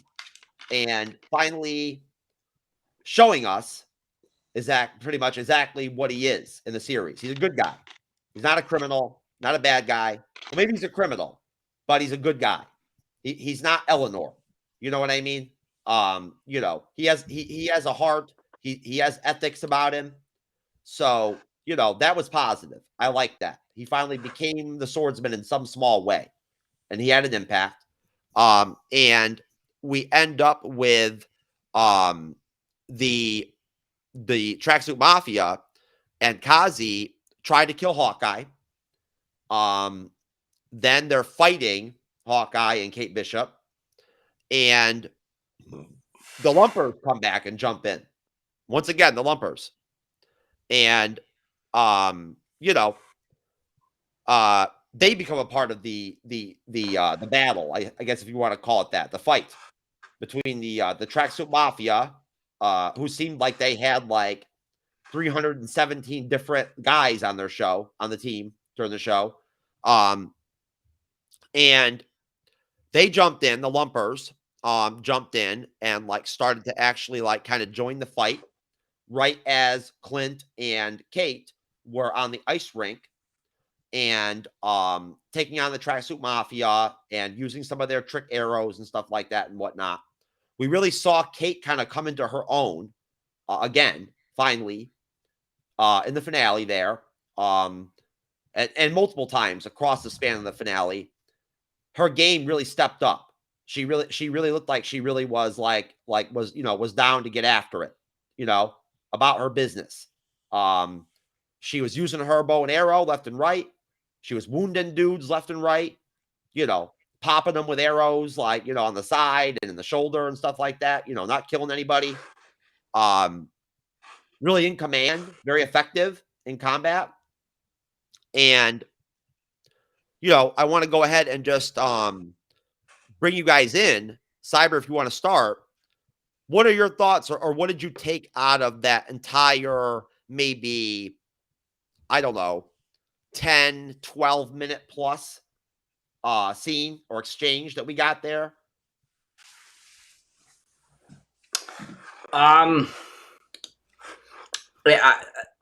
What scene again? Please refresh my memory. When Kate and Hawkeye are on the ice rink taking on the tracksuit mafia. Okay. They start using the trick arrows and everything like that and whatnot.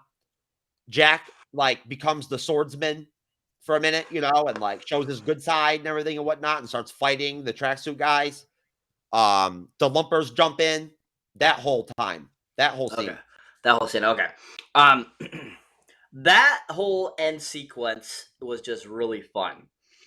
Between, the use of the trick arrows to them fighting coordinatedly on the ice against, the tracksuit mafia and everyone. And Jack coming out, he absolutely cracked me up. I love that he came out and started using the sword. It was speaking swordsman-y, and some of his lines were just super hilarious. I just really enjoyed that whole sequence. I thought there was lots of great action happening. And then, going back to Lord Deathbed talking about the little guys being shrunk by the Pym arrow in that truck, and then the owl coming out and swooping down and grabbing it was absolutely hilarious too. I loved it. We were both cracking up while we were watching it. And I have to go with Lord Deathbed on there. I would totally watch 6 episodes of just what goes on with those guys in that little tiny band, and to see what happens to them. I would totally agree with that.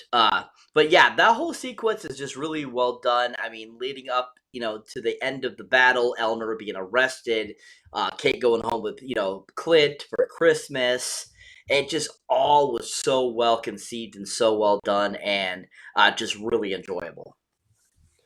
Yeah, most definitely. And that kind of expands things into the finale more than I was trying to like assert or put out. But that's fine, Cyber. That's totally fine. I mean, honestly, you know, I think it's perfectly sensible for us to go ahead and just start, dropping our contributions and our comments and everything and our thoughts on that whole scene and the wrapping up of it, the end of it, and where we end up with, towards the finale of the episode. So I'll ask you, Lord Deathman, you heard the first part of my question, but feel free to go ahead and expand your response to incorporate all the events that then go on after the ice rink, where Yelena actually is going to kill Clint, and they talk for the first time and whatnot, and Clint tells her what happened with Natasha to some extent, and Yelena doesn't believe her, and we get Echo and another connected part of that scene, those scenes, fighting Kazi, because she now believes that the Kingpin was responsible for her father's death. And we get Kingpin taking on Kate, which was great. Yeah. So what do you think, Lord Deathman? Well, first off, everything leading up to that moment of gravity between Clint and Yelena is pure Yuletide joy. I mean, I think the reason that we're struggling to talk about this episode in any kind of a logical framework is because a lot of stuff happened in it. Once you get out on the ice, you've got the tracksuit Draculas. And for those of you out in the home audience, a tracksuit Dracula is synonymous with the tracksuit mafia. Both terms were used in the My Life as a Weapon comic book series. So you've got the Draculas, you've got the NYPD, you've got the LARPers, you've got the Kingpin, you've got Yelena, you've got Kate, you've got Clint. So there are a lot of different things going on, and I didn't even get to Kazi. I didn't even get to Echo. So you're talking about 10 sort of character stories or different factions to keep track of in the episode as you get to this moment where things get a little darker between Clint and Yelena because she wants some accountability from Clint for Natasha's death. And that's a moment that they had to pay off because they've been building on it since the end of the Black Widow movie and throughout this series. So this had to be an emotionally charged moment. And I think they really delivered, Florence Pugh, as I've been saying on other podcasts, talking with the champions, that's total commitment to that role. There's nothing that Florence Pugh does in that role that she doesn't sell to you 100%, whether it's jumping out of a window or emoting over her dead foster sister. Even more so than Haley Steinfeld, or even, at this point, and I'm blanking on his name, the guy who plays Hawkeye himself. Help me out here, guys. I'm sure Jeremy Renner. Yeah, Jeremy Renner.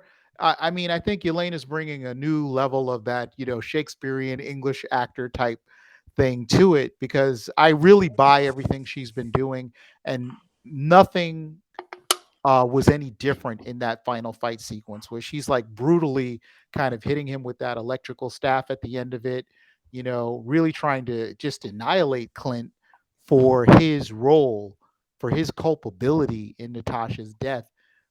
It takes them a while to get to a point where she can have that reconciliation, where she's going to have some catharsis. And I don't think it was really about killing Clint at that particular moment, but really finding some outlet for the grief that she's been feeling, the rage, the anger, the pain. She finally got to sort of release that in some type of a cathartic experience. So this episode juggles a lot. It deftly moves back and forth between a comedy type situation, some lighthearted stuff with the LARPers. There's that little kid at the party who Jack gets a little exchange with, a little bit of banter there. Then you're going into darker, more serious stuff with the Kingpin and the Yelena Clint confrontation. So this episode's all over the map, but it still manages to stick the landing, so to speak, as the kids would say, very, very skillfully and deftly done. So I am kind of excited to see a little bit more coming from Echo in the future in terms of her series. Yeah, as you guys know, I wasn't really sold on that character for the first 4 or 5 episodes, but by episode 6, I'm softening a little. I'm not saying I'm ready to get the Echo T-shirt, but I'd like to know more. So, yeah, to really answer your question though, once you cross the barrier into the Rockefeller Center, the big tree, and the ice rink, and the huge action sequence they put on ice, yeah, the payoff just keeps paying off until the end of the episode with just 45 minutes, not counting the Roger stuff at the end. They really nailed it. They stuck the landing with this episode.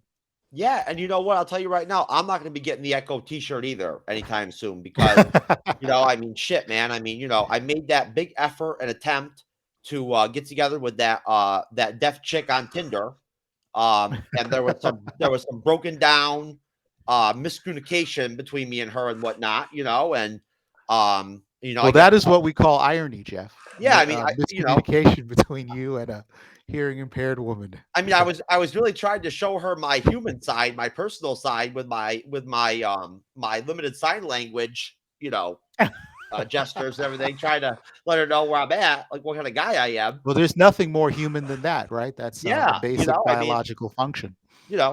I mean, she wasn't feeling it, and so I mean, at that point, I mean, shit, I was even going to pretend to use a condom, so.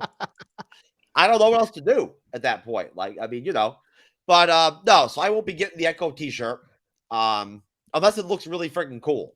Then maybe I might have to get it then. If it's really cool, I might have to get it. Yes, But yes, of course. speaking of Echo, Cyber, what do you think? What do you think, Cyber? Where's Echo at right now at the end of the finale, and where do you think she's going into her series at this point? Like, where are things at? Because let's just bring in here that there was that point in the finale where she does talk to Kingpin, and it appeared, to me at least, that she still loves Kingpin and is still like down with Kingpin. So, what do you think, Cyber?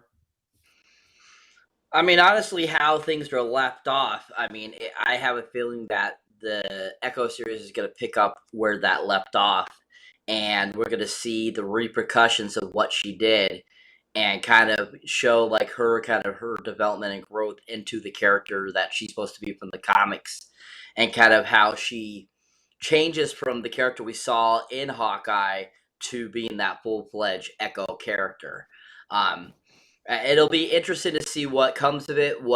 Because like all you, both of you were saying, I'm not a big fan of Echo either. I didn't think she was that great of an actress. I didn't think she did anything special in the show. So it'll be interesting to see just what she brings, and if she does give us a solid, mini series to follow. Yes, most definitely, and of course, I am definitely looking forward to the Echo Disney Plus series. I'm looking forward to, again, really for the most part, seeing Daredevil in it, and Charlie Cox's Daredevil in it. I don't see how it's possible that he won't be. But what do you think, Lord Deathman? I mean, where do you think we're at with Echo right now? I think Echo has a lot of potential. And I'll be honest with you guys. Again, I'm not really sold on her origin backstory that happened in Hawkeye. I think it is one of, if I could be critical about Hawkeye in certain places, it does ask you to strain. There are a couple of suspensions of disbelief that go just a little too far in the series, but I think it kind of lines up with the lighter tone of this particular series, and that's probably why this series doesn't like reach my top 5 Disney Plus series. Well, there've only been 5 of them, but it doesn't get higher up on the list. There are some moments that I felt were, I guess the right word for it is forced. They really, really want you to jump on board with being sympathetic to the Echo character from jump. They're showing you a really, really harsh and sort of hard backstory. you're really supposed to feel that this character is an underdog. And I think that a little bit of was a little bit manipulative in terms of the way they're trying to get you on board for feeling like Echo's going to be the next big thing.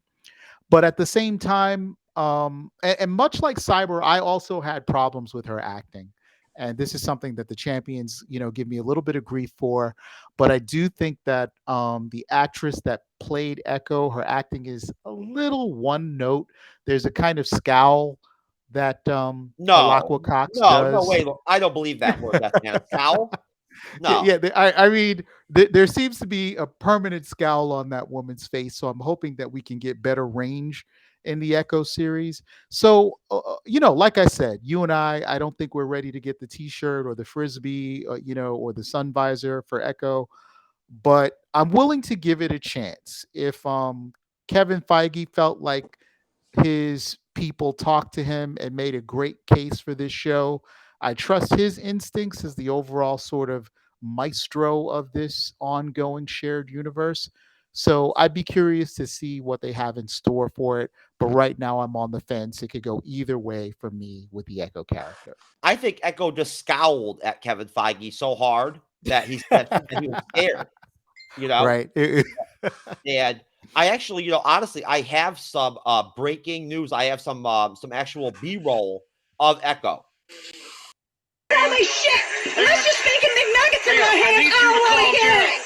It's 10:30 a.m. We don't serve chicken McNuggets at this time. Yes, you do. No, we don't. Why not? Because we do. You know what? Did you just hiss at me? I did more than just fucking hiss at you. Hey, get your ass out of the car. What's going on over there? Don't you fucking run away from me, you fat meat. Man, God, holy shit. Enough. Don't make me assume my ultimate form. I will fuck you up. Wait, I'm gonna go in and I'm gonna wreck you. Get the fuck out of here. Get the fuck. I'm gonna try to show you. Look at the mess. Ma'am, whoa. Stop, ma'am. What? Close that shit. Ma'am, God, damn. Oh my God. What the fuck is this bitch on? Holy shit. What's going on? Is she like getting burdened by her apple pie or something? Dude, I have no idea. Yes, there we go. Lord Deathman. I don't know, man. Well, nuggets just fresh out of the microwave. I mean, you might anyone that could have been any one of us. I mean, hey, she was about to break off Super Saiyan form and shit. She said she was going to take her ultimate form. Ultimate form, yeah. Yeah, I'm like, well, hey, look, McDonald's, the Nuggets. Listen. I mean, dude, it might have to come to that. When she dropped that ultimate forward line, Lord Deathman, I was like, you gotta be. Yeah. Don't let me take my ultimate form. Yeah, and then she said she was gonna eat the guy's face too. Like, yeah, she did. Man. She threatened cannibalism on the man. Oh man, I'm telling you, Echo, calm down, man. Calm down. But anger's, Echo's got some anger issues, and I want to see a character that has a little bit more dimension than that. And I don't think, I'm being unfair in that assessment. Most definitely, I think she just needs a little bit. Yeah. Hot dogs to the face. Maybe Brie Larson can give her some acting advice. What do you think, Cyber? Yeah, she definitely needs acting advice, most definitely. I mean, like, Lord Deathman said, she had that scowl that just seemed to be on in every scene she was in. And I get that the character is supposed to be angry, and I get that you're supposed to kind of, but people eventually, even if they're still angry, their facial expression changes, and hers doesn't. So it's like that one note. It's that one note the whole time, and just like I feel her body language and even just her presence in any of the scenes were all very similar. It didn't seem very versatile to me. So yeah, I feel that she has a lot of acting ability to gain and to learn. Hopefully, from this experience, she'll bring what she learned from this and bring it to the Echo show, and she'll improve on it. Yeah, I mean, if I met Echo in person and whatnot, I'm a pretty dominant guy, but like honestly, if she scowled at me too hard or whatever and whatnot, the way she does and shit, probably I would just crumble, and I would just assume my position, and let her just go ahead and whatever with me, because I mean, she's intense. She's definitely a fighter, not a lover. I'll put it to you that way. Right. But so, kind of to wrap this up a little bit, the Hawkeye Disney Plus series, all right, as a whole, why don't we go ahead and just throw it out there real quick? Doesn't have to be a big think kind of type situation. Going to you, Cyber, first. Can you rank it? Can you rank the Hawkeye series out of what we've gotten? If you can't, don't worry, it's okay. Out of all five series? Yes, but if you can you at least give us your thoughts on Hawkeye's place in the Disney Plus series universe, and what did work with it, how valuable it was? Well, I can't give a ranking on it. Actually, at this moment, after watching all 6 episodes, this is my of the 5 series. Barely bidding out Loki for my number 1 spot. This last episode really just pulled it in for me.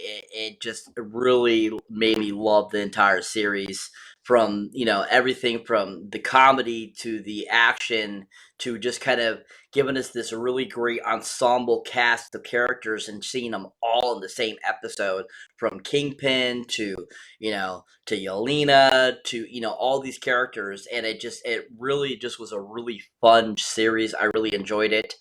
Every episode I wanted more. I wanted to see the next episode right after watching the episode. Some of the other series did not do that for me. The Falcon and the Winter Soldier did not do that for me, unfortunately. I feel there was a lot of bad reshoots that could have made Falcon and the Winter Soldier so much better, because I feel that one suffered really bad because originally that was supposed to come out before WandaVision. So those reshoots really did horribleness for that show, I feel. And then WandaVision, it was such a dramatic element, the whole entire series. There was a lot of greatness to all these, other series, but there's just something about Hawkeye that just really pulled me in and really made me enjoy it. I don't know if it's because I really enjoy Haley Steinfeld. I really do. I think I've loved her acting ever since I saw her in True Grit. And I loved her in Bumblebee. Pretty much anything I've ever seen her, I've always enjoyed her, and I just thought that she was a really good choice for playing Kate Bishop. Every actor in the series was just really good too. I mean, even though some of them were very one note, like Vera Farmiga, the gal that played Echo, a lot of the other sub characters really brought some really fun to this. Like the guy that played Tara, I thought he was really fun. I enjoyed his whole persona in the entire film and kind of what he brought to being a part of Echo's partnership, and then bringing in Kingpin and all that just really was a dynamic and fun show. So yeah, I give it number 1. Well, I mean, I think Vera Farmiga was effective in what they gave her to do. I do. I think Vera Farmiga is a professional actress. I've never seen her do a bad job in any role she's had. And she's a unique type of actress. She only fits into certain dynamics when it comes to film and TV and whatnot. And but I think she was okay. I think she did her part. And I think that I want to just mention before I go to you, Lord Deathman, that for me, I really look at Haley Steinfeld and I think to myself, what type of evolution might we see from her as she matures as a woman, and as a person, and as an actress, and reaches a point later on in the future down the road where she starts to consider taking on more adult, risque, dark, mature type material, where that'll go with her. You know what I mean? If where she ends up at. And I see a bright future for her no matter what. But I do believe at the end of the day that her talent outshines what she can do with the MCU. And she'll be bigger than Kate Bishop when it's all said and done 20, 30 years down the road. Lord Deathman, same question to you as I gave to Cyber. Absolutely. In terms of the Hawkeye series, its placement, and what you thought it brought to the table. Well, as the Disney Plus Marvel series body of work continues to grow, I just want to put it out there that I thought it is exceptional overall. The production quality, the continuation of the stories. I think they're doing a really, really good job overall. Now, unfortunately, I can't go to the same place as Cyber in terms of ranking Hawkeye as the number one favorite for me of all of the Marvel Disney Plus shows. It actually is my least favorite. Now, again, going back to my earlier caveat that all of the shows are very strong in some way or another. But for me, I think Loki really hits my number one spot, probably shared with The Falcon and the Winter Soldier. I think Loki is just this epic poem of science fiction and fantasy and world building, which is where I live when it comes to Marvel comic books and speculative fiction in general. There's just no limit to the imagination of that as a science fiction fantasy show. And the character development and building that you get with Loki, I think, was first class. The same thing goes for the Falcon and the Winter Soldier, although I will admit that Cyber makes a great point about its shortcomings in terms of obvious sloppy story reworking and editing that they had to do that was related to the pandemic. I think it shows a lot in those last couple of episodes. But if you're looking at two shows which are meant to sort of say pass the mantle, a Hawkeye to a Hawkeye versus Captain America to Captain America and the Legacy of the Shield, Captain America, Falcon and the Winter Soldier strikes me as a stronger thematic depiction of that. Whereas it was very light, breezy, like a Fred Astaire two-step is what you get with Hawkeye. Lots of Yuletide fun and holiday glee. But again, there were certain moments where I felt like, not that things were cliched, but you're having a fight on a rooftop, somebody gets thrown over the side, and your opponent is willing to kind of stand by for 2 minutes while you assist your friend who you need to sort of drag up the rope. And I'm like, okay, obviously, they want me to suspend a little bit of disbelief here every now and again. And I think it punched very, very small holes into the Hawkeye show. But where I do Well, think Deathman, if you don't mind me just real quick, I think I get where you're coming from that. I think there was a little bit of this going on with Hawkeye.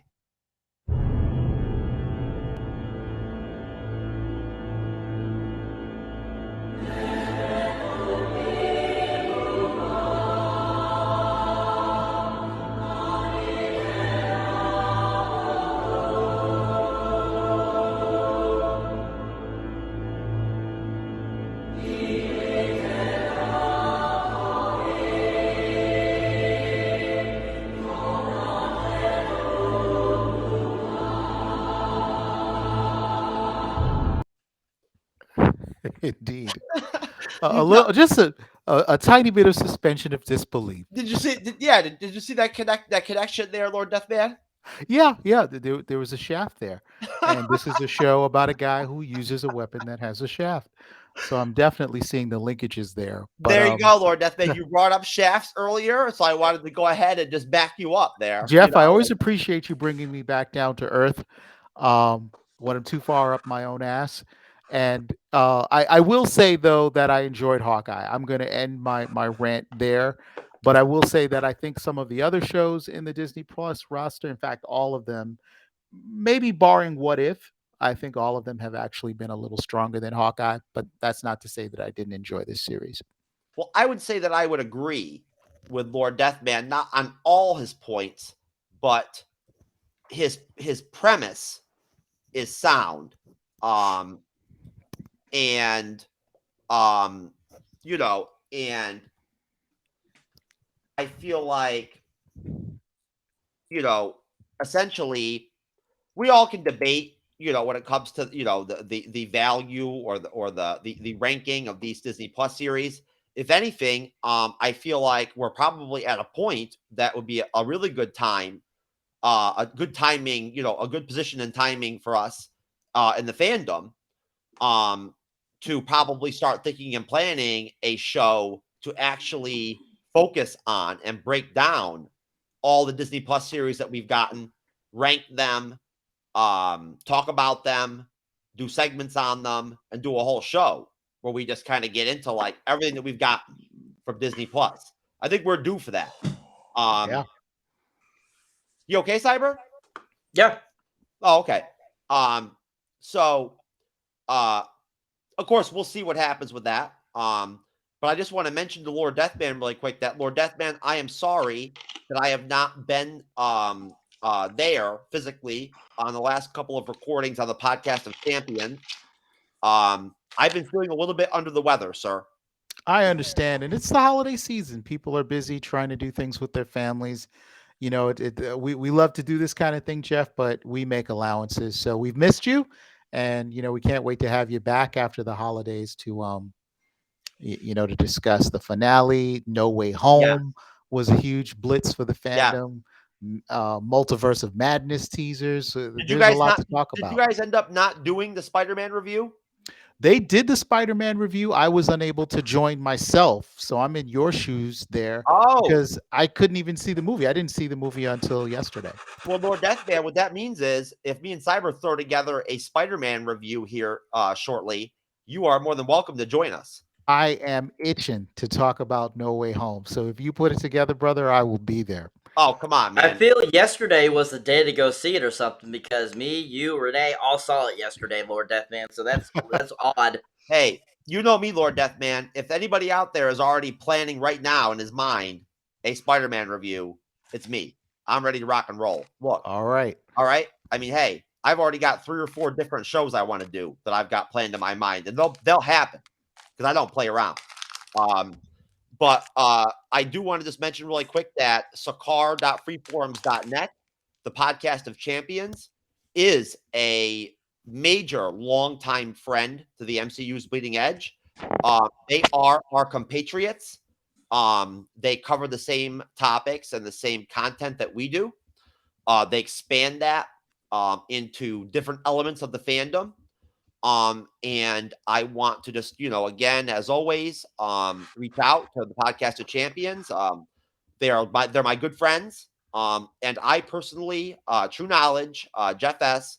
I record on the podcast of champions on the weekends, usually every weekend, just not the last 2. And I can tell you right now, we bang out some good content, and those guys have become like my second family. So when I'm not there, I miss them, and it hits me hard. I hate missing a show. I do. I hate it. Jeff, take it easy on yourself, man. We totally understand. Listen, we but know you're going to be back in the fold. Yeah, you're a but champion. No, but you know me, Lord Deathman. I'm a soldier, man. You know what I mean? So, like, the idea of like me skipping out on a recording, it's just, it's unfathomable. But so this pretty much is the end of our episode, our show this evening. This is the end of our Hawkeye review. I have no doubt that there will be further conversations down the road about the Hawkeye series, about Kate Bishop. And I think I have no doubt that I'm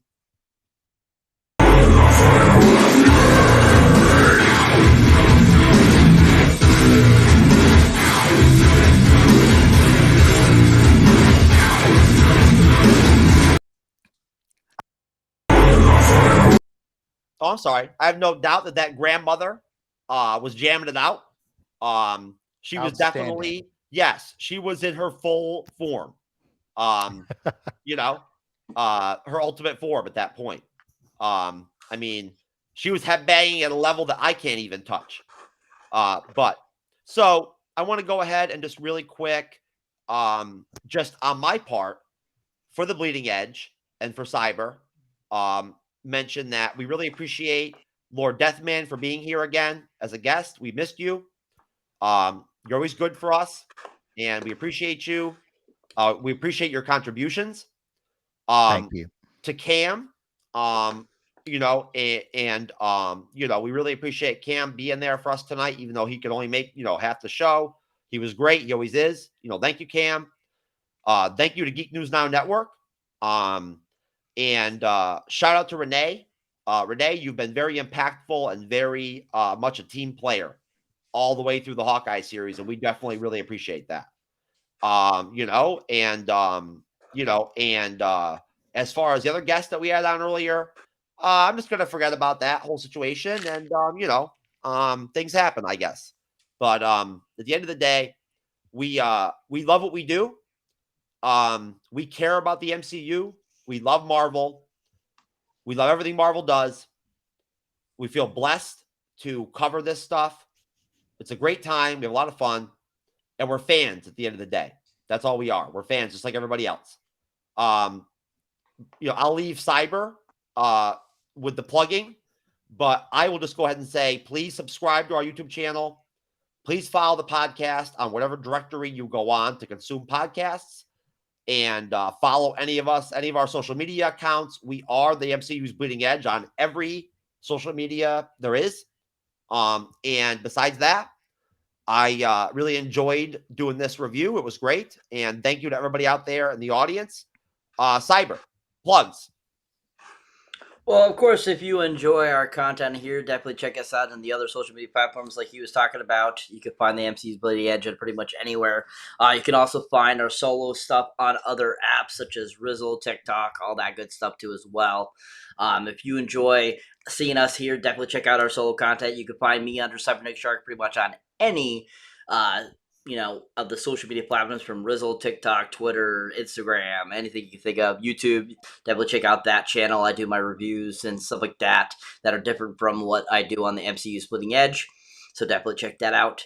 And of course, you know, definitely check out, you know, Mr. Lord Deathman on Sakar, freeforms.net, of course. Also check out our website too that we have up that we, you know, do as well, the MCU's BleedingEdge.org.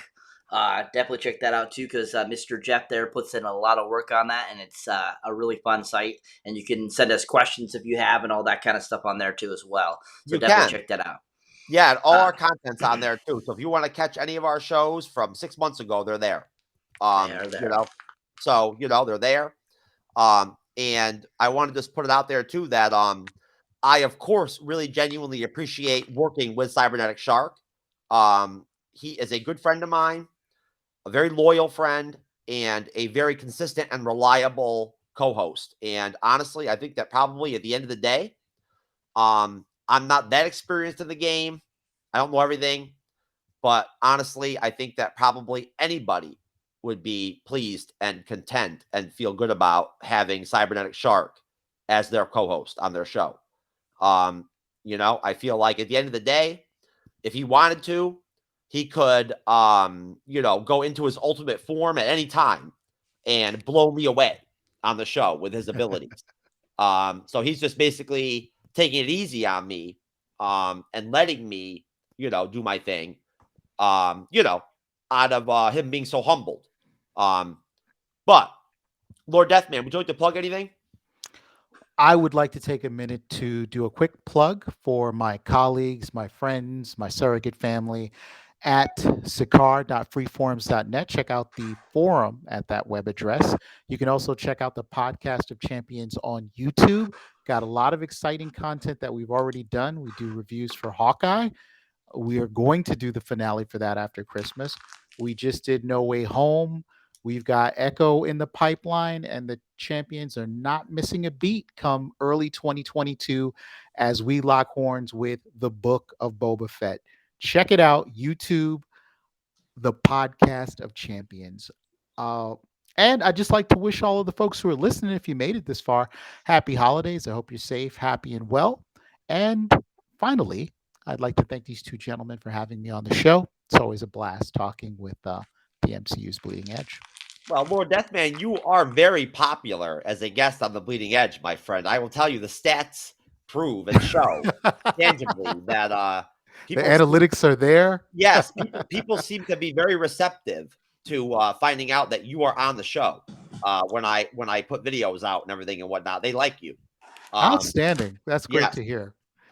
You know, and even with you just being audio. So just imagine if you actually were physically on here. Like, I Uh-oh. mean, but I'm going to go ahead and start a petition. And I want to ask the fans out there, and you can go ahead and reach out to us on the website or whatever in the comment section. What do you think about the idea that maybe Lord Deathman should finally just give in and accept the fact that his best decision he could make would be to join the MCU's Bleeding Edge team as a full-time member and start grinding this shit out on a regular basis. Oh, You know, snap. because I mean, Here we hey, go. you know, like what we could do with this content as a team with Lord Deathman on it could be legendary. So, you know, I just want to put that out there. People, let us know. Let us know what you think. But I want to mention that off what Lord Deathman said, that the people at Podcast of Champions are my friends. They are. They're my family, and they're like my second family. And I feel like a champion. I feel like a member of the team. I care about the Podcast of Champions. I care about their success. I care about their content, their team, all of it. And if anything, if there's anything I can do in 2022 to elevate the Podcast of Champions and bring what we do over there to a higher level and to more people, I will sacrifice whatever to make sure that I put the time in to make that happen. You know, and besides that, so I just want to say real quickly that, hey, you know what? Merry Christmas to everybody out there. Merry Christmas to your families. Have a wonderful, you know, holidays. We wish everybody well.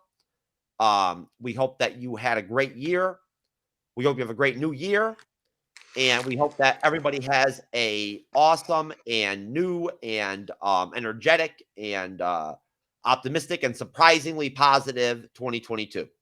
But at the end of the day, for Cybernetic Shark, for Jeff S. True Knowledge, for Lord Deathman, the MCU's Bleeding Edge is not going anywhere. So at the end of the day, on Wednesday evenings, no matter what happens, you'll find us getting after it, banging out, slamming ass content left and right, handling our business, you know. And beyond that, the sky's the limit. There's big things happening with the Bleeding Edge. Our future's looking very bright, bright, bright. You know, so stick with us because you never know.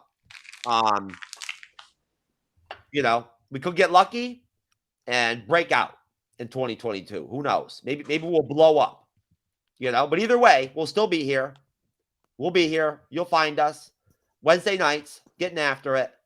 So for everybody out there, thank you very much for supporting the MCU's Bleeding Edge. Thank you for enjoying the content that we make. If you don't like our content, please let us know and point out exactly what we're doing wrong so that maybe we can improve that situation. Or I can go ahead and just tell you to go fuck yourself. You know, whatever. Either way. But we love you all out there. And peace out.